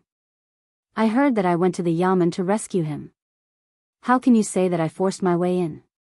Zhang Chun sneered and said, "Your student raped a woman. I ordered Arrestor Li to go to the academy to arrest him, but he was stopped by the academy. He had no choice but to use a trick to lure the criminal out. Later, you forced your way into the Yamen and took him back to the academy. Is there any falsehood in my words?" The old man in the luxurious robe said angrily, "My student was just impulsive after drinking. His behavior was a little out of line. The Divine Capital Yamen shouldn't slander me." Zhang Chun asked, "Instructor Fang, do you mean that I can only convict your student if he succeeded in his rape?" The old man in the luxurious robe did not answer directly. He said, "The students of the academy represent the honor of the academy and the future of the imperial court. If you arbitrarily convict them, where will the academy's face go?" Zhang Chun said coldly, "Is the face of the academy more important, or the dignity of the great Zhou's law more important?" The old man in the luxurious robe tried to slander him, but Zhang Chun slandered him with an even bigger accusation. The two of them were at each other's throats in the palace. At this time, footsteps came from outside the palace again. Li Mu, accompanied by Mr. Mei, walked into the palace. This was the first time he came to the place where all the officials were gathered. His gaze swept across everyone's faces, and then he looked up impatiently. Li Mu had been friends with the Empress for a long time, but he had never seen her before. He did not know if she was tall or short, fat or thin, beautiful or ugly. Suddenly being summoned, Li Mu thought that he would be able to see her face. However, he did not expect that there was a curtain between the Empress and the officials. Li Mu stood there and could not see anything. It was not until Mr. Mei poked him that Li Mu came to his senses. He bowed and said, "Divine Capital Yamen Constable Li Mu pays his respects to Her Majesty." No need for formalities. A dignified voice came from behind the curtain. "Tell me the cause and effect of this case in detail." This dignified voice sounded very familiar to Li Mu, as if he had heard it somewhere before. He thought carefully but could not remember where he had heard it before. It was not until Mr. Mei poked him again that Li Mu came to his senses. He looked up and said, 3 days ago, Jiang Zhe, a student of the Baichuan Academy, was listening to music at the Great Music Lane. He was lustful toward a musician and wanted to rape her. The musician called for help and attracted other musicians, so Jiang Zhe did not succeed. After learning about this case, I was ordered by Lord Zhang to go to the academy to arrest Jiang Zhe. Because I could not enter the academy, I could only use a trick to lure Jiang Zhu out and detain him in the capital Yamen. I did not expect that before the Yamen could detain him, he would be taken away by Instructor Fang. The old man in luxurious clothes said angrily, "What do you mean by taken away? When I took Jiang Zhu away, you did not stop me at all." Li Mu said, "You are a strong man in the creation realm, and you have helpers. All the constables in the capital Yamen and Lord Zhang were no match for you. How could we dare to stop you? We could only watch you take the criminal away." The chest of the old man in luxurious clothes rose and fell. He said, "Didn't you say that if you did not succeed in raping a woman, it was not a crime?" Zhang Chun shook his head and said, "That was what you said." "I did not say that." The old man in luxurious clothes said angrily, "Why didn't you say that at that time?" Zhang Chun shrugged and said, "I told you that he had violated the law, but you did not believe me. You even destroyed the instruments of torture in the Yamen and insisted on taking him away. I was afraid that if I angered you, you would attack me." The old man in luxurious clothes opened his mouth but did not know what to say. He had been in the academy for decades and had never met such a person. This black-hearted official had clearly dug a hole for him to jump into.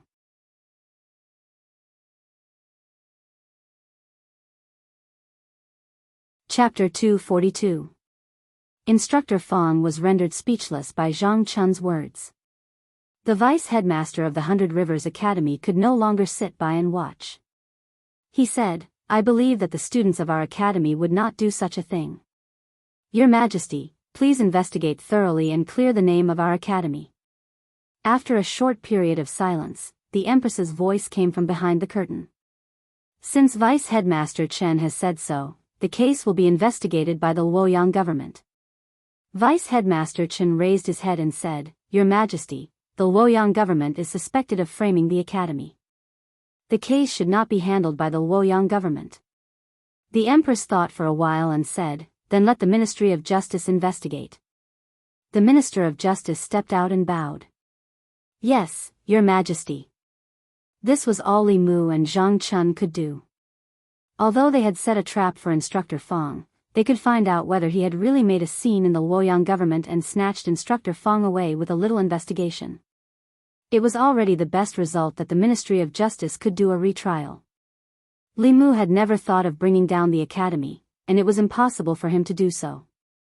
Overall, the academy's existence had more advantages than disadvantages. Firstly, he wanted to seek justice for Shao Qi, and secondly, he wanted to vent the Empress's anger. Although the academy was a place to educate people and cultivate talents for the country, it should not be above the law. They should not be on the altar in the human world. Jiang Zhu's case was originally a small case that would not affect the academy. However, Instructor Fang had taken Jiang Zhu away from the Luoyang government in public, which had caused a public outcry. It added a stain to the holy and glorious image of the academy. The young female official stepped out and said, "The court is dismissed." There was an etiquette for the withdrawal of the court. The officials respectfully sent the Empress off. The ones closest to the door, the ones with the lowest rank, had to take 2 steps back and wait for the officials in front to leave first. Li Mu and Zhang Chun stood at the door. Countless eyes swept over them. After everyone had left, the two of them slowly walked out of the hall. Li Mu felt a little regretful.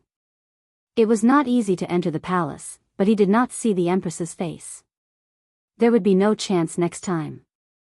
In the imperial garden behind the Ziwei Palace, the young female official said, "This magistrate of Luoyang is quite brave. I can't stand the arrogance of those from the academy in the imperial court." Mr. Mei also said, "Luoyang's Zhang Chun is neither servile nor overbearing. He's a useful person. We should reward him more as an incentive." The young female official frowned and said, "But the speed of his promotion is already very fast. It has never happened in recent years. It is impossible to promote him again." The Empress thought for a moment, then said, "Give him a chest of pears." Mr. Mei nodded and said, "That's good. There's a box of pears left." The Empress was silent for a moment. Then, she asked, "There is only 1 box of tribute pears left?"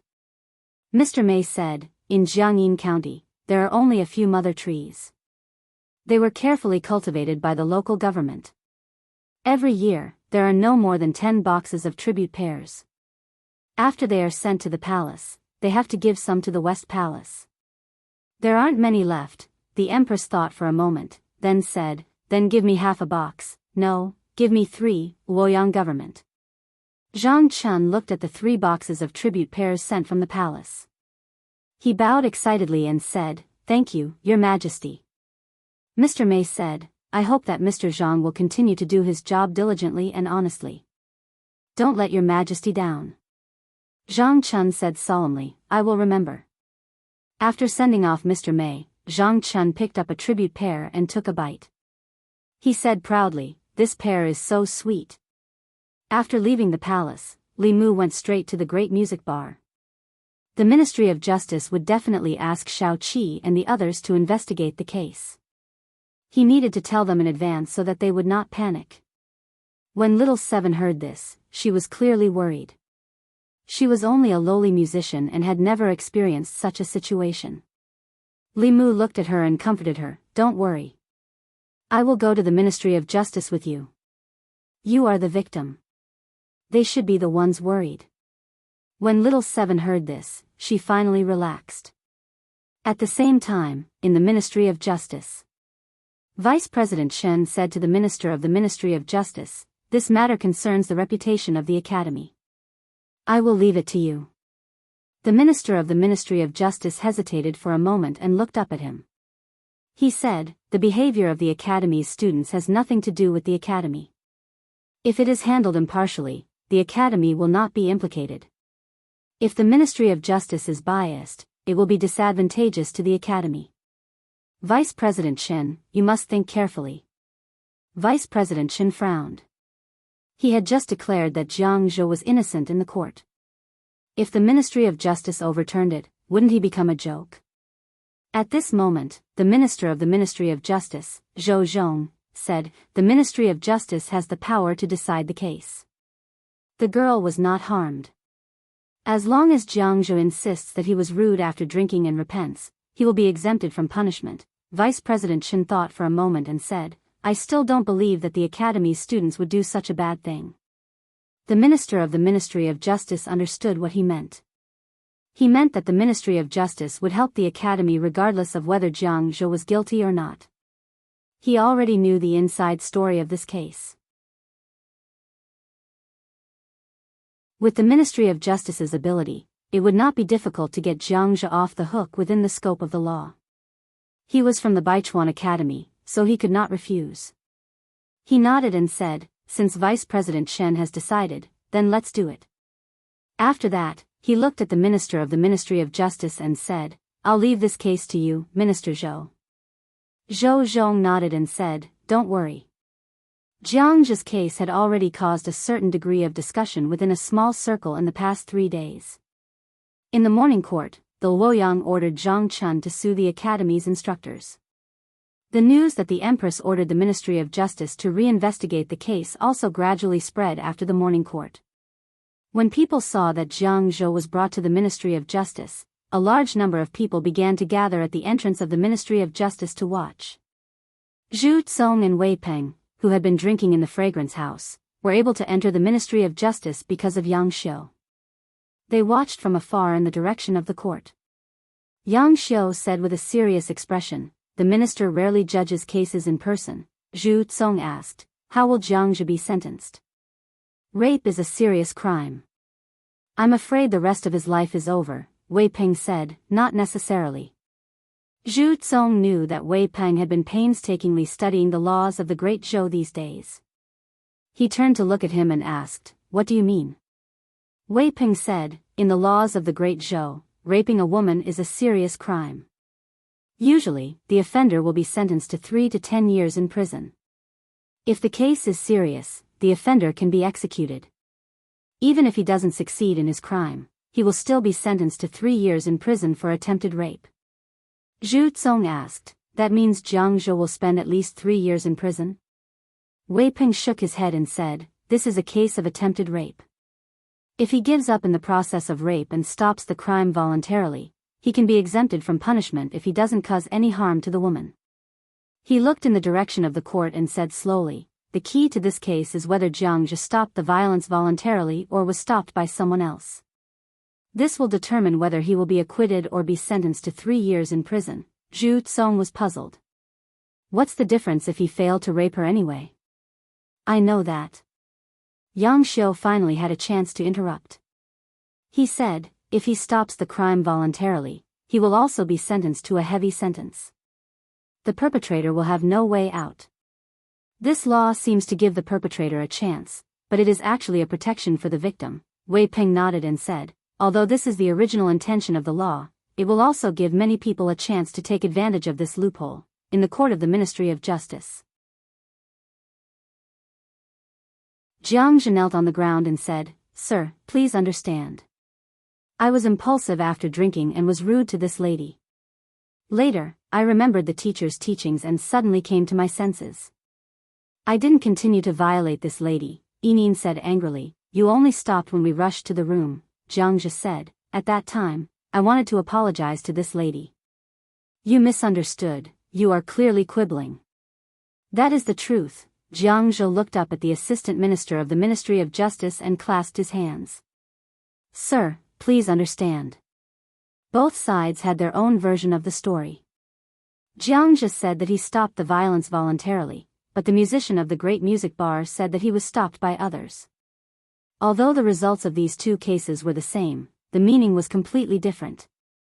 The Ministry of Justice's punishment for this case was based on the process of the case. The Assistant Minister of the Ministry of Justice said lightly, I will use the soul manipulation on Jiang Zhe. The truth will be revealed soon. He looked at Jiang Zhe and said, raise your head. Jiang Zhe raised his head and looked into the eyes of the Assistant Minister of the Ministry of Justice. The Assistant Minister of the Ministry of Justice's eyes became deep pools. He asked, Jiang Zhe, let me ask you. When you wanted to violate this lady, did you repent on your own, or was it because someone stopped you? Jiang Zhe's eyes were dull. He murmured, I repented on my own and realized that I had made a mistake. I wanted to explain to this lady, but perhaps I was too anxious and was misunderstood by her. Li Mu's expression was ugly. Xiao Qi and the others could not be lying. Either Jiang Zhe had a way to avoid the soul manipulation, or the Assistant Minister of the Ministry of Justice deliberately let him go. Regardless of which possibility it was not something that ordinary people could see through. Jiang Zhe's actions before he was stopped were attributed to him being too anxious to explain. Even if a transcendent expert could reenact the scene, they could not convict him. It was obvious that he had made sufficient preparations before going to court. Even if the Ministry of Justice's punishment was presented to the Empress, it would not be a problem. The Assistant Minister of the Ministry of Justice looked at everyone and said, the truth is out. Although Jiang Zhe was in the wrong, he did not deserve to be punished. Seeing that you were able to repent in time, I acquit you. However, you have disturbed this lady, so you must apologize to her and compensate her with 10 taels of silver. Do you have any objections? Jiang Zhe immediately said, thank you, sir, for proving my innocence.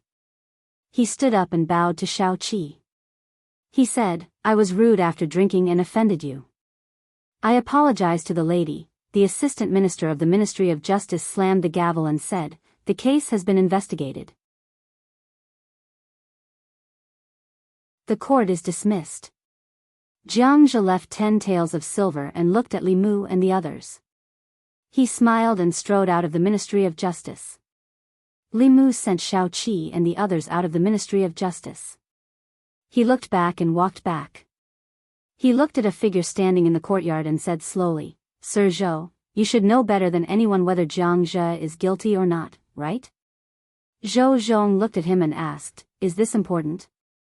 Li Mu said in a low voice, if right or wrong, justice and justice are not important, what else is important in this world? Zhou Zhong looked into his eyes and said after a long time, you are really like a friend that I haven't seen for many years. Li Mu said coldly, you don't deserve such a friend. Zhou Zhong was not angry. Instead, he smiled and said, young man, when you first came to Luoyang, you thought that you were the embodiment of justice and did not care about anyone.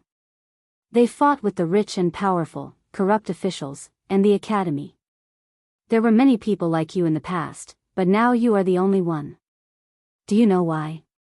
He said to himself, some people are dead, some are still alive. If the living want to live a better life, they have to become the people they used to hate the most. You will also have such a day, Li Mu said, you can wait and see.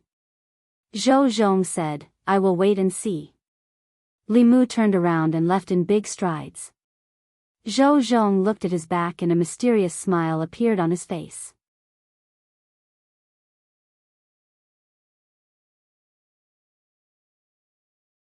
Chapter 243. Ministry of Justice. Zhou Zhong returned to the office and tapped the table with his knuckles. No one knew what he was thinking. The director of the Ministry of Justice knocked on the door and walked in. He put a file on the table in front of him and said, Assistant Minister, I went to the Ministry of Appointments and asked them to make a copy of County Magistrate Yi's resume. It's here. Zhou Zhong looked forward and his mind seemed to be elsewhere. He asked, Is there a problem? The director of the Ministry of Justice said, This person's resume is an A in every 3 years. However, everyone knows what the Ministry of Appointments resume is about. It's too hard to use it to wipe someone's ass. There's no reference value. Even the county magistrate of Yangyang County can get an A in every year. This county magistrate in E was originally from the Ministry of Appointments. It's normal for the Ministry of Appointments to protect him. If you want to know how an E county is governed, you have to send someone to an E county to see for yourself. Ministry of Appointments. The director of the Ministry of Justice's words seemed to have touched Zhou Zhong. He opened the resume of County Magistrate in E and glanced at it. His eyes narrowed slightly. Then he put down the resume and said, I'll send someone to handle this case. You don't have to worry about it anymore. Danyang County was far away and it was very troublesome to investigate an E county. The director of the Ministry of Justice didn't want to take care of this troublesome task. He was delighted and said, If that's the case, I'll take my leave first. He strode out of the office. Zhou Zhong looked at the resume of County Magistrate in E for a long time. This resume from the Ministry of Appointments and a case file about the assassination of County Magistrate in E slowly floated up from the table. Puff, a ball of fire suddenly appeared in the air. The resume and the case file were quickly swallowed by the fire. In an instant, they disappeared without a trace. Not even ashes were left. Li Mu walked out of the Ministry of Justice. He was still angry. With his character, he wouldn't have said so much to the Assistant Minister of the Ministry of Justice. However, Zhou Zhong used to be a clear stream in Luoyang more than 10 years ago. The law reform he proposed was very advanced even now. Evil people would do evil. This was a fact that had never changed since ancient times. It was a pity and anger that a hero who slayed a dragon became an evil dragon. Li Mu was not Zhou Zhong, so he did not know why Jiangzhe had changed like this. However, the way the Ministry of Justice dealt with Jiangzhe was not entirely a bad thing. If the Ministry of Justice dealt with Jiangzhe fairly, the 100 Rivers Academy would inevitably lose some face.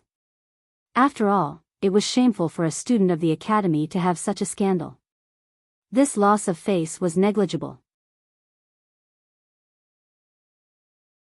Perhaps it would not be mentioned again in a few days. However, after Jiangzhe committed the crime, he was still able to get away with it under the protection of the academy. This matter would stir up even more public opinion among the people. It was inevitable that the people would look at the 100 Rivers Academy through colored glasses in the future.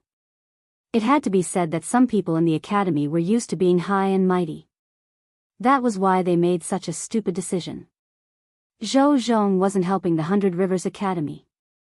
He had solved a small problem for the 100 Rivers Academy, but he had also planted a big problem for them. Once the reputation of the academy collapsed, it would not be so easy to rebuild it. If Her Majesty could seize the opportunity, she might be able to change part of the situation in the imperial court. Li Mu felt that he was really worried about Her Majesty. As a lowly official with only a few taels of silver a month, he was worried about the Prime Minister.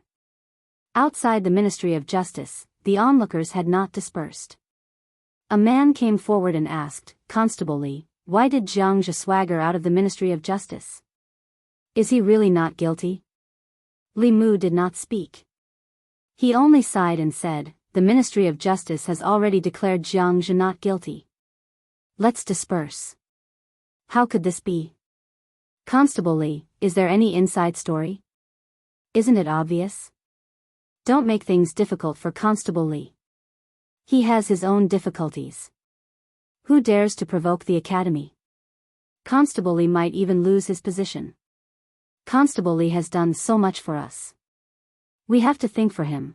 The people were very dissatisfied with Jiang Zhe's ending. If there was no outside intervention, this dissatisfaction would reach its peak in a short period of time and then slowly fade away. Humans were forgetful. After a few days, if something new happened in Luoyang, these old things would be replaced and forgotten. Li Mu was still brooding over Zhou Zhong's matter. When he returned to the Yamen, he flipped open the law of Zhou and found the laws that Zhou Zhong had advocated. The more he read, the angrier he became. He had advocated the abolition of the silver law of substitution more than 10 years ago. Since the establishment of the Great Zhou, it had pursued the rule of etiquette. Under this rule, the aristocrats and officials enjoyed great privileges. Later, some emperors began to accept the idea of the rule of law, which led to the current situation of rule of etiquette and law.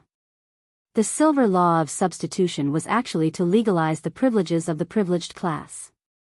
Zhou Zhong was resolutely opposed to this practice, thinking that it was an insult to the legal system.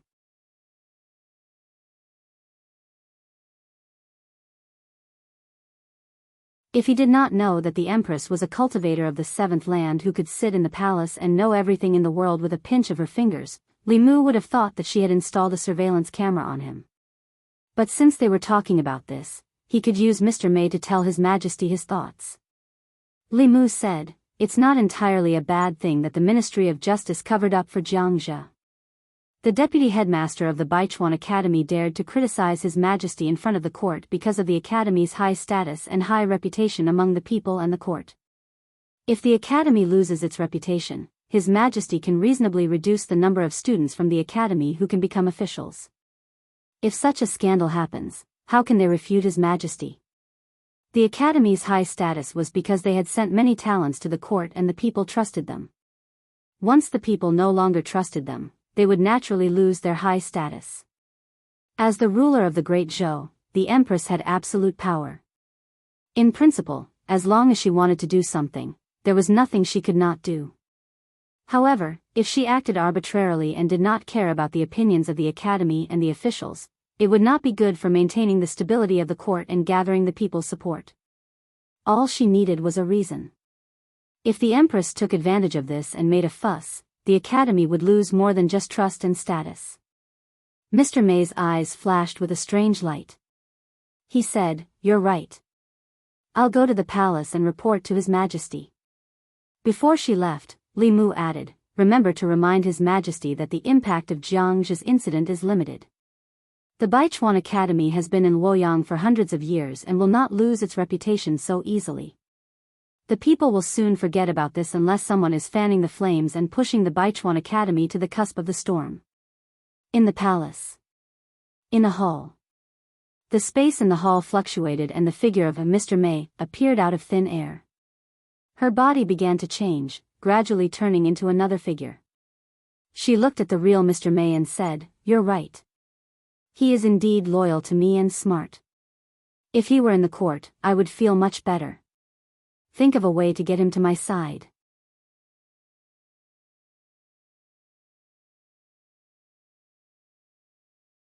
Chapter 244. With enough spiritual jades, Li Mu used the 3 days of rest he had saved to cultivate in seclusion at home. At a certain moment, Li Mu, who was sitting cross-legged on the bed and absorbing the spiritual jades with his eyes closed, suddenly opened his eyes. He could sense some subtle fluctuations in the array formation outside. Li Mu opened the door and saw Mr. May standing outside. He asked in surprise, "Sister May, why are you here?" Lord May went straight to the point and asked, "Were you the one who added fuel to the fire in the 100 River Academy?" Li Mu had been in seclusion for the past 3 days, so he didn't know anything. He asked, "What happened in the 100 Rivers Academy?" Mr. May was puzzled. "It really wasn't you?" Li Mu said, "Tell me what happened first." Lord May looked at him in surprise and finally said, "After Jiang Zhe's case, in just 3 days, the reputation of the 100 River Academy among the people plummeted. After the internal guards investigated, they found that someone was fanning the flames behind the scenes and adding fuel to the fire." "Wasn't it you?" Li Mu said, "I've been in seclusion for the past 3 days. This is the first time I've heard of this." "Wasn't it His Majesty who sent someone to do it?" Mr. May shook his head and said, "No." Li Mu was stunned and asked, "Then who could it be?" The gate of the 100 Rivers Academy was not on the bustling main street, so not many people passed by. But since 3 days ago, there had been more people passing by the gate of the academy. When the people passed by the gate of the 100 Rivers Academy, they all cast disdainful looks at the academy. Some people even secretly spat when no one was paying attention and quickly left. Li Mu and Mr. May stood in the distance and watched this scene. The development of the matter was far beyond Li Mu's expectations. Jiang Zhe's crime didn't cause any serious consequences, so it shouldn't have escalated so quickly. Someone must have fanned the flames behind the scenes to be able to develop to this point within 3 days. Under normal circumstances, this kind of thing should be decreasing day by day. For this kind of situation to occur, someone must have bought the trending topic. Li Mu thought about it and asked, could it be done by other academies or the new party? Although the Baichuan Academy did not openly support the old party, the students of the academy were the most influential in Great Zhou. Their relationship with the old party was inseparable. Of the 4 great academies, other than the White Deer Academy, the other 3 academies were in a competitive relationship. After all, there was a limit to the number of vacancies in the royal court. If one academy had more vacancies, the other academies would have fewer vacancies. Nobody wanted to be the one with fewer vacancies. The Baichuan Academy was close to the old party, while the Zhou family and the other new party members were eager to get hold of their weakness. They had the most obvious motive. Mr. May shook his head and said, "The person behind this is very cautious. The internal guards can't find the source. Even His Majesty couldn't figure it out with his great supernatural powers." She continued, "The Baichuan Academy's behavior of protecting Jiang Zhe has already caused public anger in Luoyang. In the morning court today, several imperial censors joined with many courtiers to impeach the Ministry of Justice and the Academy. His Majesty has already ordered the Imperial Censorate to investigate this case." No matter who was behind this, Li Mu had to give him a thumbs up. It seemed that someone had the same idea as him. Instead of doing it secretly, it was better to let them fight each other. It would save Her Majesty a lot of trouble. Mr. May shook his head and said, "I almost forgot. I came to see you today for an important matter." She took out a silver waist token and handed it to him. She said, "From today onwards, you are a member of the internal guards." Li Mu looked at the waist token with his name engraved on it and was overjoyed. After being in Luoyang for so long and worrying so much for Her Majesty, he finally succeeded in sneaking into the internal guards. The internal guards were Her Majesty's direct imperial guards. They were only responsible for Her Majesty. This meant that he was one step closer to that big thigh. Mr. May continued, "Other than being an internal guard, you have a new job." Li Mu asked, "What job?" Mr. May said, "Her Majesty wants you to be the imperial censor in the palace. You will be in charge of checking the officials in the morning court."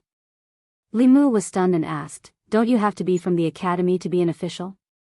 Mr. May explained, "The officials of the Imperial Censorate are chosen by the Imperial Court from each county. They are not afraid of power and are honest and upright. In order to prevent the Imperial Censors from forming cliques for personal gain, all officials of the Imperial Censorate cannot be from the academy." Compared to the ability to govern the country, the Imperial Court valued the character of the Imperial Censor more.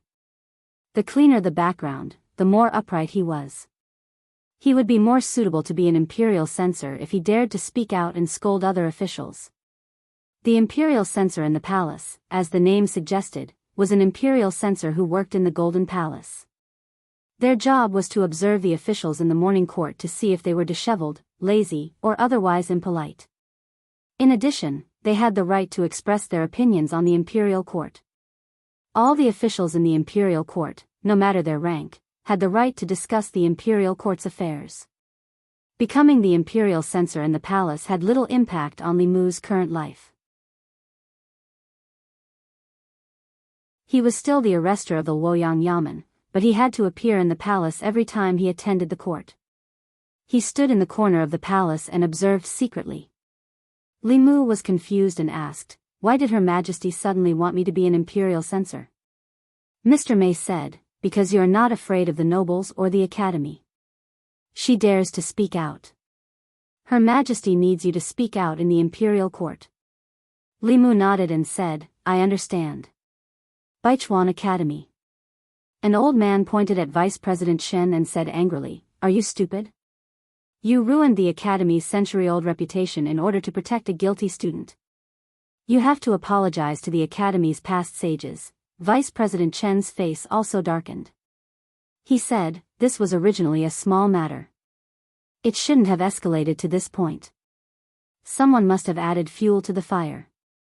The old man said angrily, "If you had done things impartially, how could you have been caught?" Vice President Chen said, "I want to know who set us up. This started with the Luoyang prefect Zhang Chun. I have already investigated. Zhang Chun was once a student of the Myriad Scroll Academy. Could this be a trap set by the Myriad Scroll Academy?" The old man said, "This is not important. For now, the most important thing is how to restore the academy's reputation." Even the headmaster, who was in seclusion, was alerted. The headmaster has already ordered Jiang Zhe to be expelled from the academy and Fang Bo to be stripped of his teaching qualifications. No one is allowed to plead for them in the imperial court. Vice President Shen looked regretful. He gritted his teeth and said, "I understand." Ziwei Palace. 3 days ago, the imperial censor was ordered by the Empress to investigate Jiang Zhe's case. After 3 days of questioning and investigation, the imperial censor finally found the origin of the case.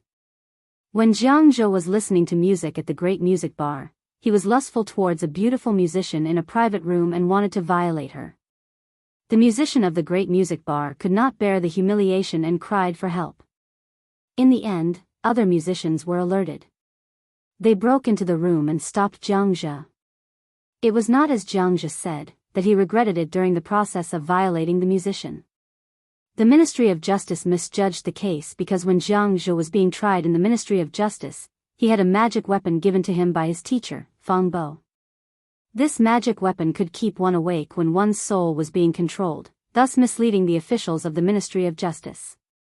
After Jiang Zhe committed the crime, he refused to confess and misled the Ministry of Justice, causing the case to be misjudged. This caused an extremely bad influence in Luoyang. According to the law, Jiang Zhe was sentenced to 10 years in prison. His cultivation was abolished and he would never be employed again. Behind the curtain, the Empress asked Vice President Shen coldly, "Does the Baichuan Academy have any objections?" Vice President Shen lowered his head and said, "Fang Bo and Jiang Zhe have deceived the imperial court and the academy. The Baichuan Academy has already expelled Jiang Zhe from the academy and stripped Fang Bo of his teaching qualifications. The imperial censor has passed the judgment according to the law. The academy has no objections." The Empress said in a dignified voice, "Jiang Zhe's case has caused a bad influence. The academy cannot escape the blame. This year, the quota for students of the Baichuan Academy to become officials will be reduced by half." Vice President Chen's lips moved, but he did not speak in the end. Such a scandal had happened in the academy. At this moment, he had no face to refute.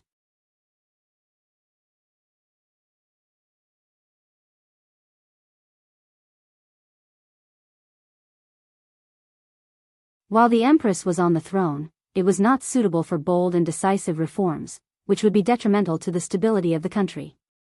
After the Empress spoke, none of the officials responded, and the atmosphere in the hall gradually became awkward. This was not the first time such a thing had happened.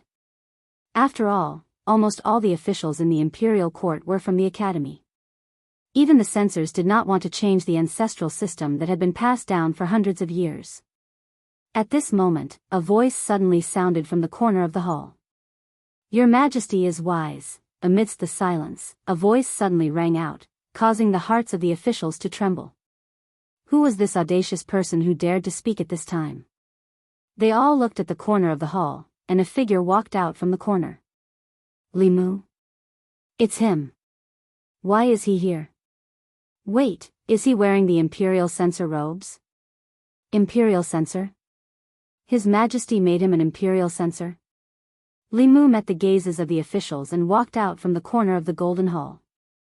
After someone responded, the Empress asked again, "What do you think, Minister Li?" The way the Empress addressed Li Mu made all the officials in the imperial court dumbfounded.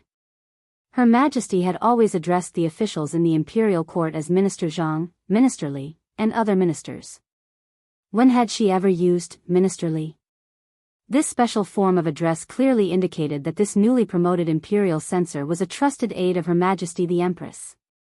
Li Mu walked to the center of the hall, cleared his throat, and said, "Your Majesty is wise.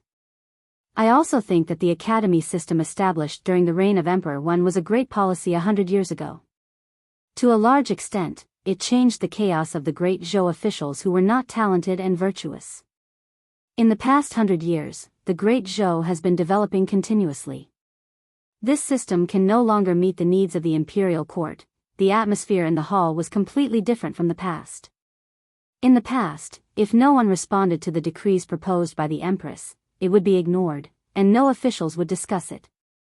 As long as one official stood out and agreed with the Empress, it was necessary to discuss this topic. The situation in the imperial court was complicated, and no one could predict the future. The officials who could be in the imperial court were all experienced and cunning. No one would risk the Academy's condemnation in order to protect His Majesty and give His Majesty a way out. They had never seen such a bold person. Now they saw it. The people of the Academy naturally would not allow Li Mu to slander the Academy. Vice President Chen said, "You are just an imperial censor. How dare you speak so arrogantly? The Academy has provided so many talents to the imperial court every year. Why can't it meet the imperial court's needs? Talents?" Li Mu glanced at him and asked, "A talent like Jiang Zhe, relying on the Academy's background, raped a woman in broad daylight. Is this the talent the Academy mentioned?" This matter had become a pain for the Academy. Vice President Chen said with a gloomy face, "This kind of bastard is just a special case. He can't represent the Academy. The Academy has expelled him and will never hire him again." Li Mu shook his head and said, "Instructor Fang, as an instructor of the Academy, did not set an example and strictly restrain his students. Instead, he allowed Jiang Zhe to rape a woman and tried to deceive the imperial court afterward to cover up his crime. If the upper beam is not straight, the lower beam will be crooked. What kind of students can such an instructor teach? If such a student enters the imperial court and becomes an official, how many people will be bullied by him?" He said coldly, "The instructor is like this, the students are like this. His Majesty just pointed out the shortcomings of the Academy. What right do you have to scold His Majesty as a sinner?" Vice President Chen was speechless for a moment, and then immediately said, "Instructor Fang can't represent all the instructors of the Academy. You are generalizing. What about the county magistrate of Yang County?" Li Mu continued to ask. As a county magistrate, he colluded with the local tyrants and exploited the people. He created an unjust case that shook the great Zhou. Even the heavens couldn't stand it. Which academy did he come from? The vice president of the Myriad Scroll Academy lowered his head slightly. Vice President Chen said, "You are still generalizing. There are 36 counties in the Great Zhou and hundreds of county magistrates. What can a county magistrate of Yang County prove?" Li Mu smiled at him and said, "Okay, let's not talk about the place. Let's talk about Shendu. As far as I know, the county chief of the North County has long disliked the county magistrate of Yang County's actions. He has submitted many memorials, but the evaluation of the county magistrate of Yang County by the Ministry of Personnel every year is A+. Because of this, the county magistrate of Yang County is even more unscrupulous and can do whatever he wants. This kind of corrupt official can be A+, the highest grade. Are the officials sent by the Academy to the Ministry of Personnel all blind and deaf? The Minister of Personnel's face was livid.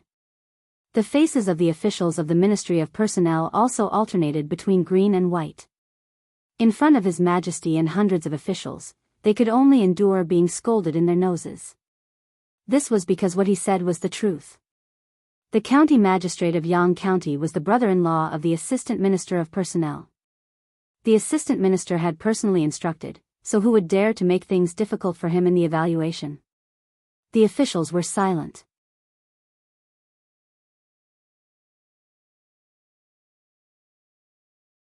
Li Mu's subordinates had beaten up many officials' sons.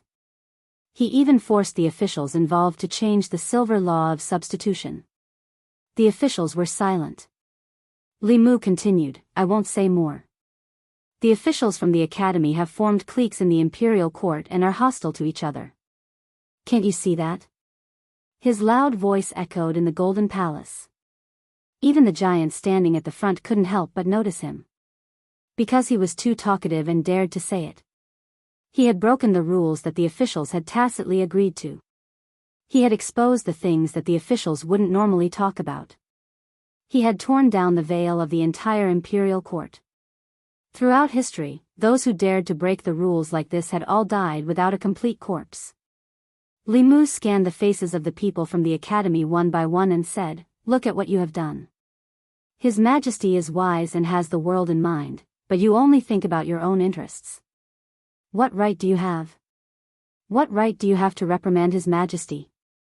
Don't you feel ashamed when you reprimand His Majesty?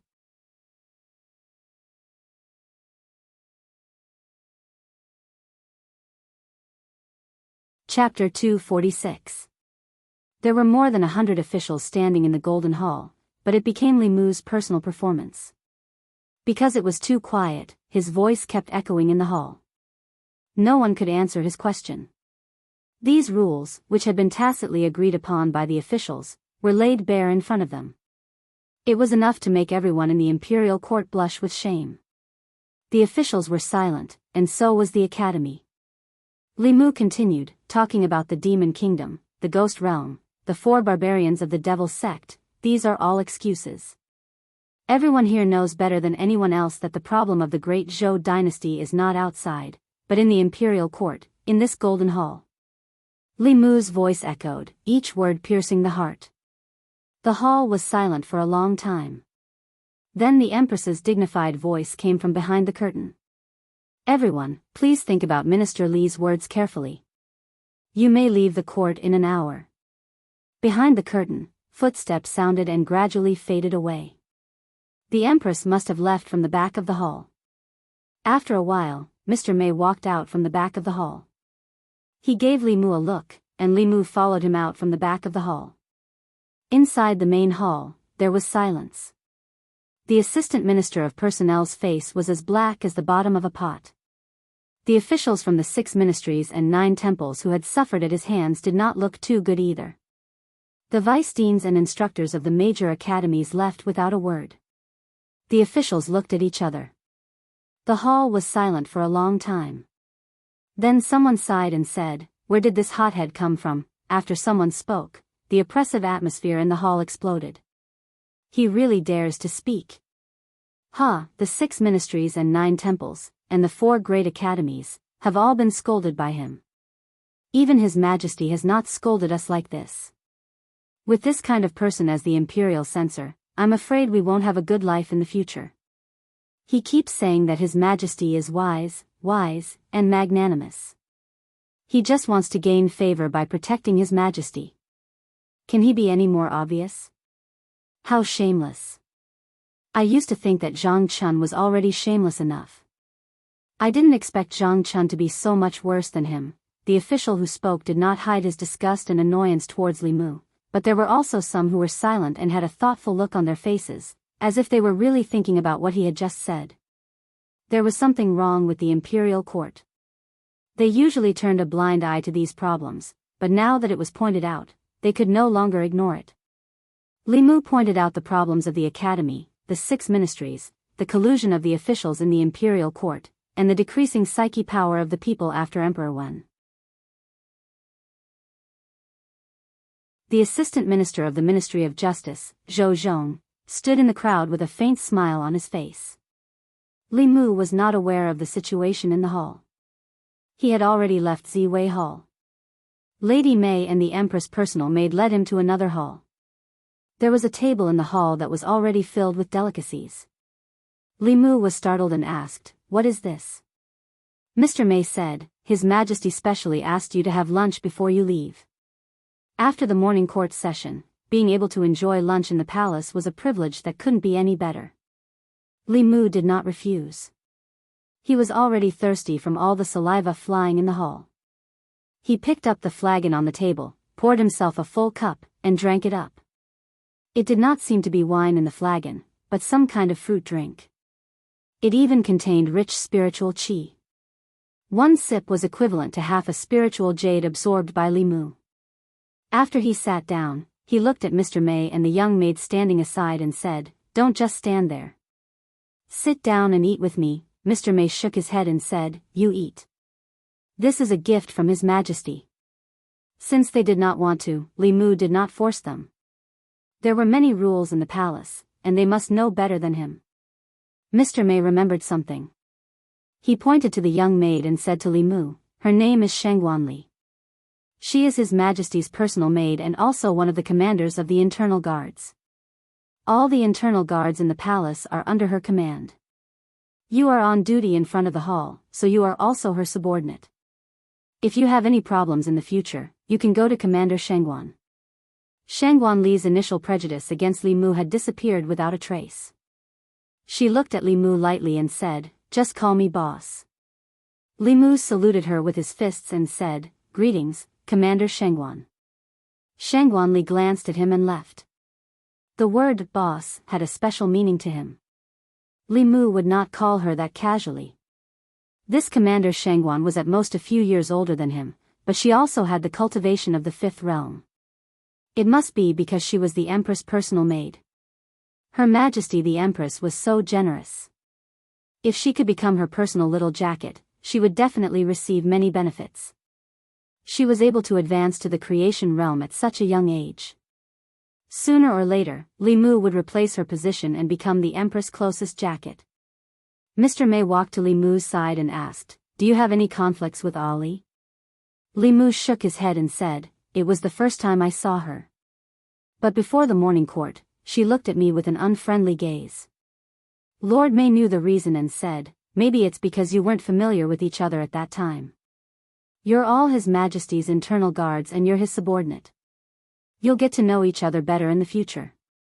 After Shangguan Li left, the atmosphere in the hall became much better. Li Mu smiled and said to Lady Mei, "Sister Mei, why don't you sit down and eat with me? I can't finish all these by myself. Besides, I have some questions to ask you. It's not convenient for us to talk if you're standing and I'm sitting." Mr. Mei had to sit down and asked, "What questions do you have? Ask away." Li Mu remembered the scene in the court where the Empress was alone and helpless. He asked, "Doesn't Her Majesty have her own confidants in the court?" Mr. Mei said, "Since the time of Emperor Wen, all the officials in the Great Zhou, except for the imperial censor, came from the 4 academies. Even the emperor could not violate the rules set by Emperor Wen. The officials from the 4 academies were united in the court. As long as this rule was not abolished, it would be difficult for Her Majesty to have any confidants. Most importantly, Her Majesty did not want the throne, and she did not want to cultivate any confidants. If it were not for the conflict between the old and new parties, which has affected the psyche power of the people of the Great Zhou and hindered the condensation of the Emperor's qi, Her Majesty would not have cared about them at all." Li Mu remembered that Mr. Mei once said that the Empress did not become the Empress by her own will. She was just a transition for the Zhou family to take over the court. If she really wanted to take power, her strength was enough to suppress the entire court, even with the restrictions of the academies. In this world, all the intrigues and schemes were not worth mentioning in the face of strength.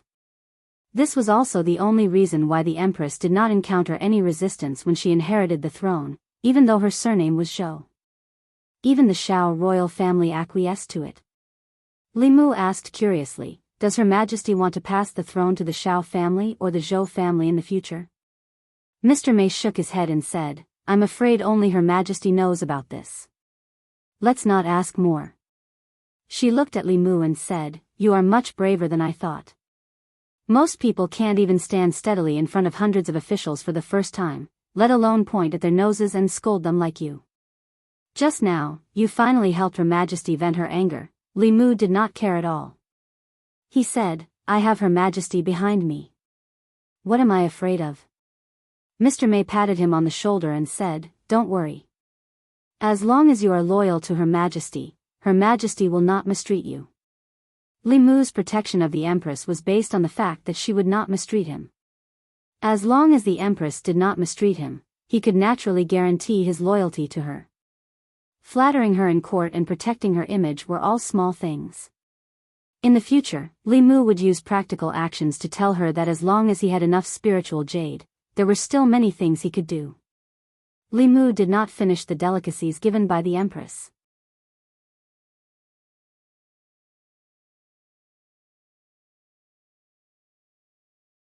"You're quite shameless when you're protecting Her Majesty." Then he suddenly thought of something and looked at Li Mu in disbelief.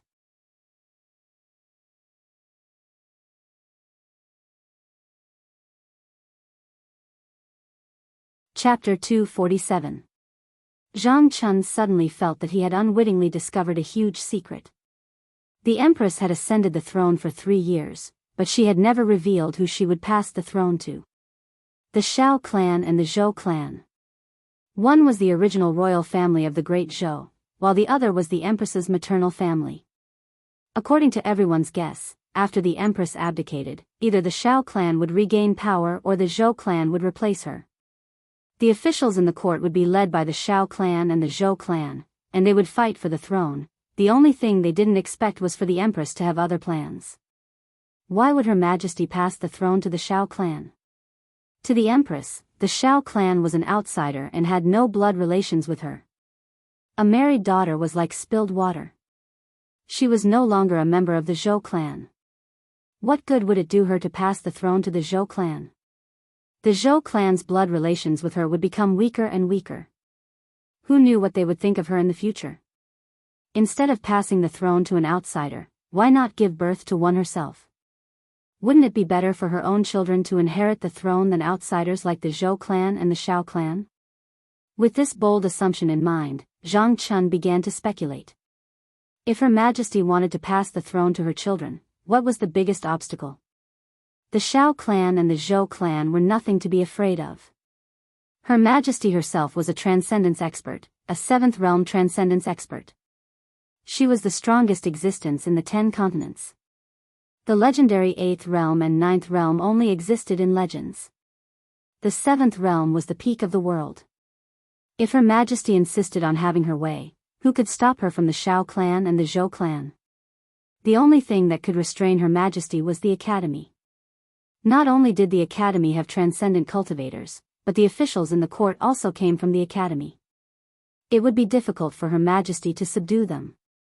That was why Her Majesty wanted to weaken the Academy's position in the court, and why she wanted to reduce the quota for the Academy. Connecting the dots, Zhang Chun knew that he had discovered the truth. The last problem was that Her Majesty had no children. Although she was the crown princess and the empress, it was said that the former crown prince liked men and was only husband and wife on the surface. After ascending the throne, Her Majesty didn't establish a harem. Who did she want to have children with? Zhang Chun's gaze involuntarily turned to Li Mu. Her Majesty's love for Li Mu and her meticulous love for Li Mu was something that even he couldn't bear to see. The answer was obvious. Li Mu was the future empress. Li Mu and Zhang Chun walked out of the palace. Along the way, Zhang Chun did not speak. Li Mu thought that he was really frightened.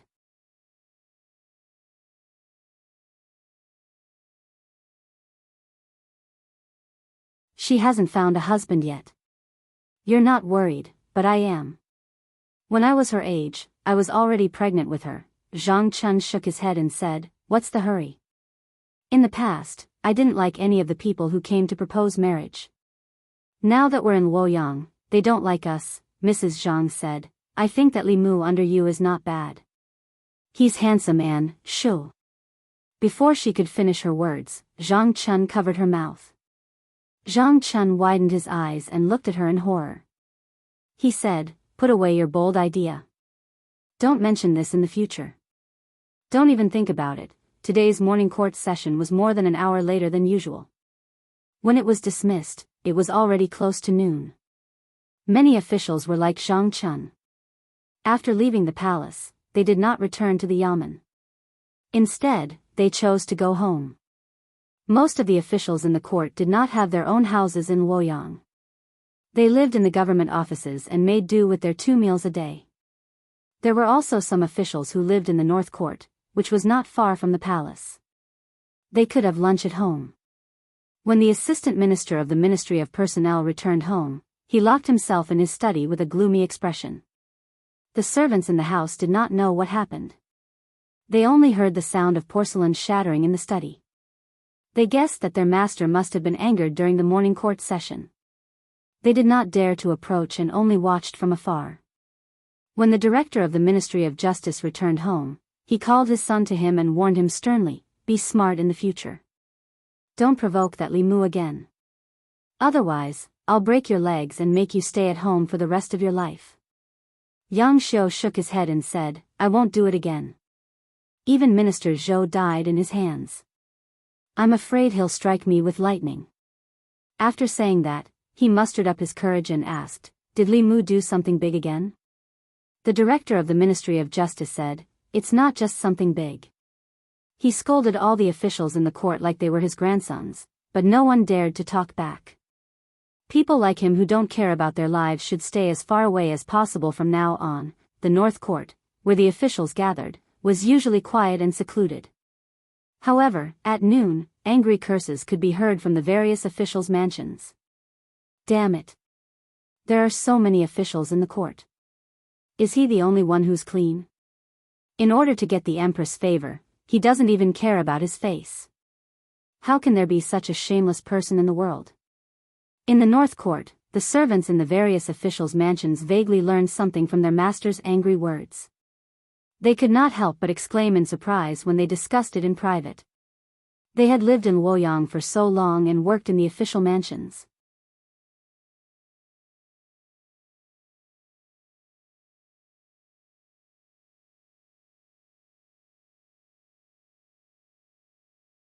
Chapter 248.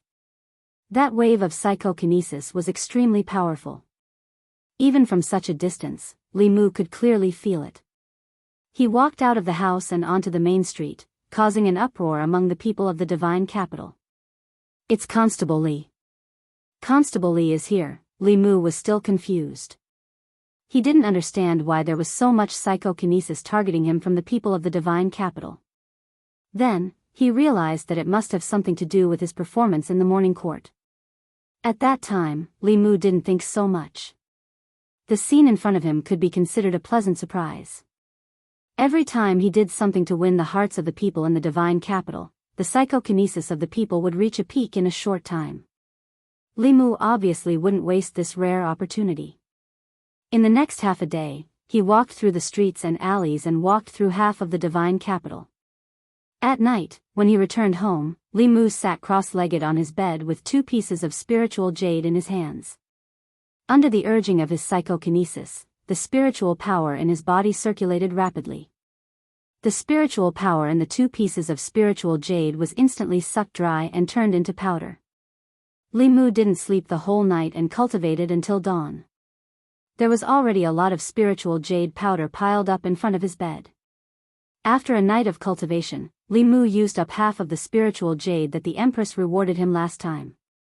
If he could obtain so much psychokinesis every day and have the support of a steady stream of spiritual jade, it wasn't impossible for him to reach the upper realm before the age of 30. Unfortunately, spiritual jade was hard to find and psychokinesis was even harder to obtain. Only the royal family could take the psychokinesis of the people of the Great Zhou and condense it into Emperor Qi to directly create a seventh realm powerhouse. Even so, this process would take at least 10 years or even decades. In terms of cultivation alone, Li Mu was very close to the peak of the Jushen realm. However, it wouldn't be easy to break through to the next realm. Some people reached the Jushen realm before the age of 30, but they couldn't achieve remarkable power in their lifetime. In addition to the accumulation of spiritual power, the breakthrough of a major realm also required opportunities. Without a doubt, Li Mu's opportunity was Lu Hanyan. Unfortunately, she was far away in the north region. The two of them were thousands of miles apart. However, even if there was a chance to break through now, Li Mu did not dare to touch it lightly. His mana was growing too fast, and his foundation was not stable. It was easy for his inner demons to invade him, and when he was advancing, it was the easiest time for the inner demons to invade him. Before he completely settled the woman in his dreams, Li Mu did not dare to try. Speaking of the woman in his dreams, she had not appeared for a long time. Although Mr. May had told him not to worry and to let nature take its course, Li Mu could not be at ease when it happened to him and was out of his control. It was a pity that he didn't have a chance to meet Her Majesty other than the morning court assembly. Otherwise, he could ask Her Majesty how to suppress and eliminate his inner demons. As a level 7 cultivator, this should be a simple matter for her. Although Li Mu had become an internal guard, he was still quite a distance away from becoming the Empress's personal guard. If he wanted to get more benefits from her, he first had to know what Her Majesty wanted. According to Mr. May, what Her Majesty wanted was the faith of the people in the Great Zhou. She wanted to gather the faith of the people in the Great Zhou's 36 counties and create the next Emperor's Qi as soon as possible. But according to Li Mu's understanding, the thing called Emperor's Qi by the royal family was actually the spirit of faith. It could allow an ordinary person to have the cultivation of the upper realm overnight. It could steal the fortune of heaven and earth and go against the heavens. The difficulty of this was obvious. This required 36 commoners to visit the state temple frequently, and after decades of accumulation, a strand of Emperor's Qi could be formed. The strand of Emperor's Qi that the Empress had was the accumulation of 2 generations of Zhou dynasty emperors for nearly half a century. Now, the Empress had only been on the throne for 3 years, and the next strand of Emperor's Qi was still far away. Li Mu still had a lot of doubts in his heart. As an upper realm cultivator, Her Majesty could do whatever she wanted. If she didn't want to be emperor, she could just not do it. With her strength, no one could force her, unless there was some secret that Li Mu didn't know. These weren't that important to Li Mu. He just needed to know that whatever Her Majesty wanted, he would give her. To obtain a continuous and stable faith of the people, as long as the people of the Great Zhou lived in peace and contentment, lived prosperous lives, and didn't have to worry about not having enough to eat, they would naturally be convinced by the imperial court and Her Majesty. This was simple to say, but extremely difficult to do. It was necessary to create a prosperous Great Zhou to win the hearts of the people and shorten the time needed to condense the Emperor's Qi. This was a long-term thing that couldn't be done overnight. The most important thing now was to help Her Majesty get rid of the control of the 4 academies. For more than 100 years, the important officials of the imperial court had all come from the 4 academies, which led to the current situation of the imperial court. The imperial court urgently needed new blood.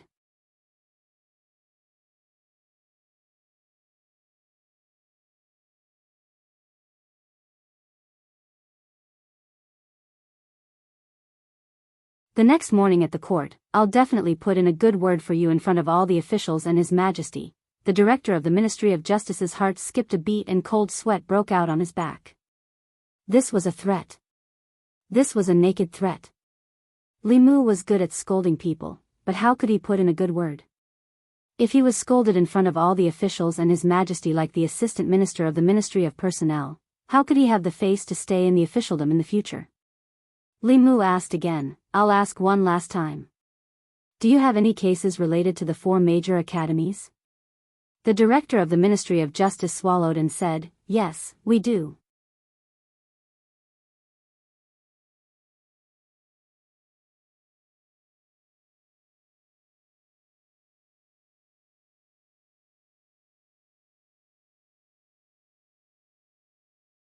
His face was full of sorrow and his body could not stop trembling. Li Mu did not approach the woman. He retreated to the outer courtyard and took out a few fulu. He handed it to shopkeeper Su and said, "This talisman can calm the mind.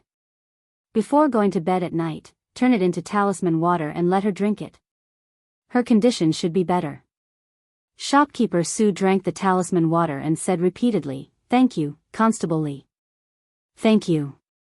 The only thing Li Mu could do was to calm her mind. Being violated and humiliated had obviously caused great damage to her soul and even affected her mind. She could only rely on her own strength to get over it. The best way for her to get over the knot in her heart was to let her see with her own eyes that those who violated and humiliated her received the retribution they deserved. 100 Rivers Academy, Wei Bin. Li Mu's face darkened as he walked out of the Su mansion. He said, "Let's go to 100 Rivers Academy." Wang Wu and the others followed him without hesitation. They used to be afraid of the academy, but after Jiang's incident, the academy's weight in their hearts had lessened a lot. 100 Rivers Academy. When Li Mu walked to the gate of the academy, the old gatekeeper appeared again. He looked at him angrily and asked, "What are you doing here again?" Li Mu said calmly, "Ask Wei Bin to come out. He's involved in a case and needs to go back with us to the Yamen for investigation." If it was in the past, the old man would not care about a constable of the divine capital Yamen. However, after Jiang's incident, he deeply realized the consequences of ignoring him. He was only a gatekeeper of the academy. This kind of thing should be left to the person in charge of the academy. He glanced at Li Mu and said, "Wait here. I'll go in and report." With that, his figure disappeared into the academy gate. Li Mu and the others stood at the entrance of the academy in their official uniforms. They were particularly eye-catching. Soon, some commoners came up and asked, "Constable Li, what's going on? Did a student of the academy commit a crime again?" Li Mu said, "A student of 100 Rivers Academy defiled a woman. We're going to arrest him." "What? A student of the academy again? How can a student of the academy do such a dirty thing? They're reading books of sages, but they're worse than beasts. What did the instructors of the academy teach them?" The commoners gathered around Li Mu and the others and discussed animatedly. Inside the academy, Vice Principal Chen frowned tightly. He asked in a deep voice, "Whose student is Wei Bin?" A middle-aged man stood out from the group of instructors in front of him and said nervously, "He's my student." Vice Principal Chen asked, "What crime did he commit that the divine capital Yamen would come to the academy to arrest him?" The middle-aged man shook his head and said, "I don't know either."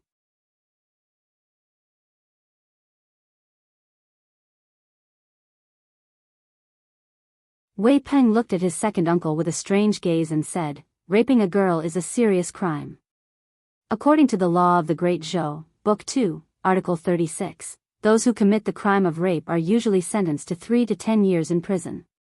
In serious cases, the highest sentence is execution."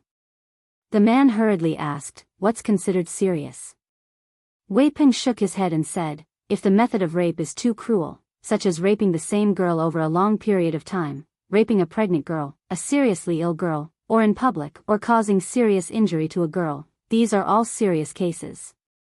The man let out a sigh of relief but still asked worriedly, "What do we do? If that's the case, won't Bin be in prison for more than 3 years?" Wei Peng was shocked and said, "Wei Bin was the one who raped the girl." The man looked at Wei Peng and a glimmer of hope appeared in his eyes. He said, "Peng, you know the law. You have to help your brother. Even if you can't get him off the hook, you have to make sure he doesn't spend too many years in prison." Wei Peng thought about it and nodded helplessly. "I'll try my best."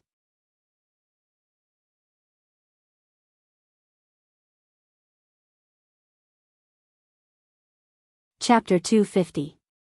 Wang Wu and the other 2 constables escorted Wei Bin all the way to the Luoyang Yamen under the watchful eyes of the people. Li Mu searched both the front and back of the Yamen but still could not find Zhang Chun. He asked Deputy Constable's son, "Where's Lord Zhang?" Deputy Constable's son said, "I think he went out for some business." Without the Luoyang medallion, Li Mu did not have the authority to investigate the case. He did not know when Zhang Chun would return.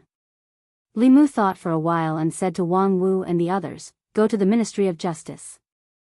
All criminal cases in the 36 counties of the Great Zhou, including the Luoyang, were under the jurisdiction of the Ministry of Justice. The Ministry of Justice even had the authority to interfere with local trials. This case was already a hot potato, so it was perfect to leave it to the Ministry of Justice.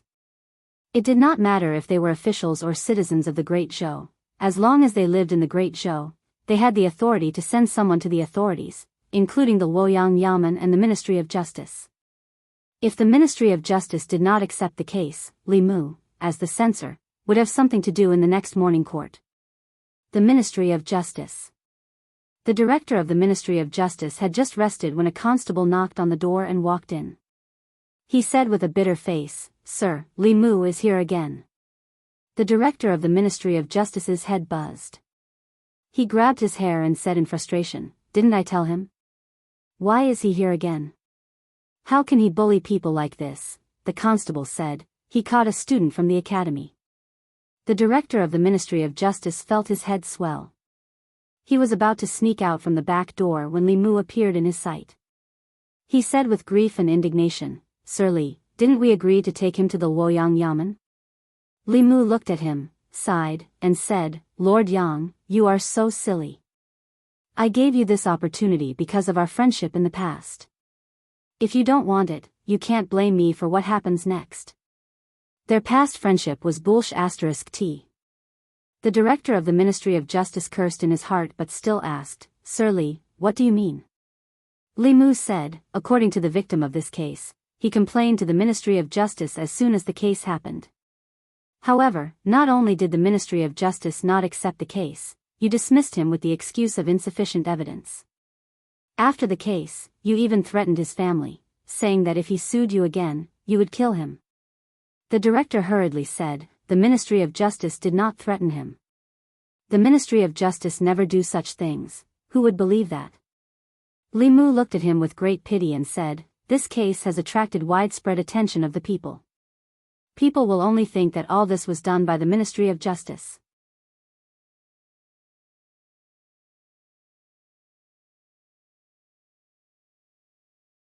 Wei Bin's face was pale and he said in panic, "Uncle, father, save me." The minister-counselor of the Ministry of Revenue was angry and said, "Bastard, I didn't send you to the academy to rape women. Now you know fear. Why didn't you know when you were doing evil?" Wei Bin's father hurriedly said, "Now is not the time to talk about this. Bin, from now on, remember every word your brother says. Later in the court, you will do as your brother says. That way, you will receive the lightest punishment." Wei Bin nodded and said, "I will not speak carelessly." Wei Peng looked at him and asked, "Did you really do this?" Wei Bin nodded and said, "It was me." Wei Peng asked again, "Did you use violence during the process?"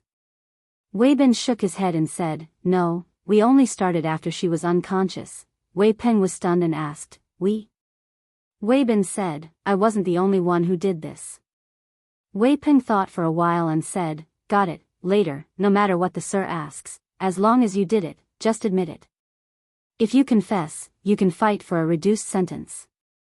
After that, you can confess to all the people who committed the crime with you. This can be considered a meritorious service.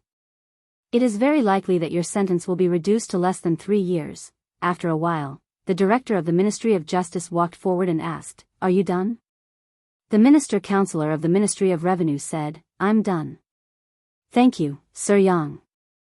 The director of the Ministry of Justice walked to the court and asked for instructions from the minister-counselor of the Ministry of Justice. He said in a low voice, "Begin the court." Wei Bin was brought to the court. The director of the Ministry of Justice sat at the top.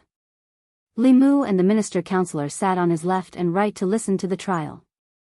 The director of the Ministry of Justice patted the gavel and said, "Men, summon the Sioux woman to the court." Li Mu raised his head and said, "Sir Yang, the Sioux woman has been defiled by Wei Bin. Her body and mind have been injured. She is afraid of seeing strangers and is not suitable to be brought to the court.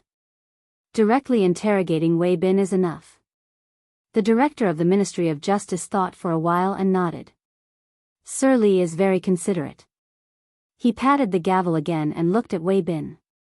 He asked, Wei Bin, do you admit your crime? Your student admits his crime. Wei Bin immediately knelt down and spilled the beans. 3 months ago, on the night of the 6th day of the 2nd lunar month, your student tricked Suyao to an inn and drugged her, then violated her. The director of the Ministry of Justice was stunned. He did not expect Wei Bin to confess so quickly. He did not even ask anything and Wei Bin had already confessed everything.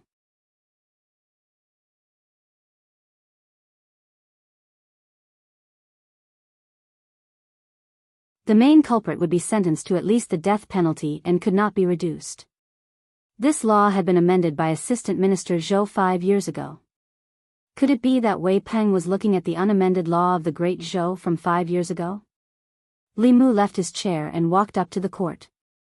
Under Wei Peng's somewhat frightened gaze, he patted his shoulder and said, listen to my advice. In the future, if there's nothing important, don't contact your second uncle's family. You're tuning in to the Romantic Tales YouTube channel. Don't forget to subscribe and join us on this journey to catch the most captivating stories.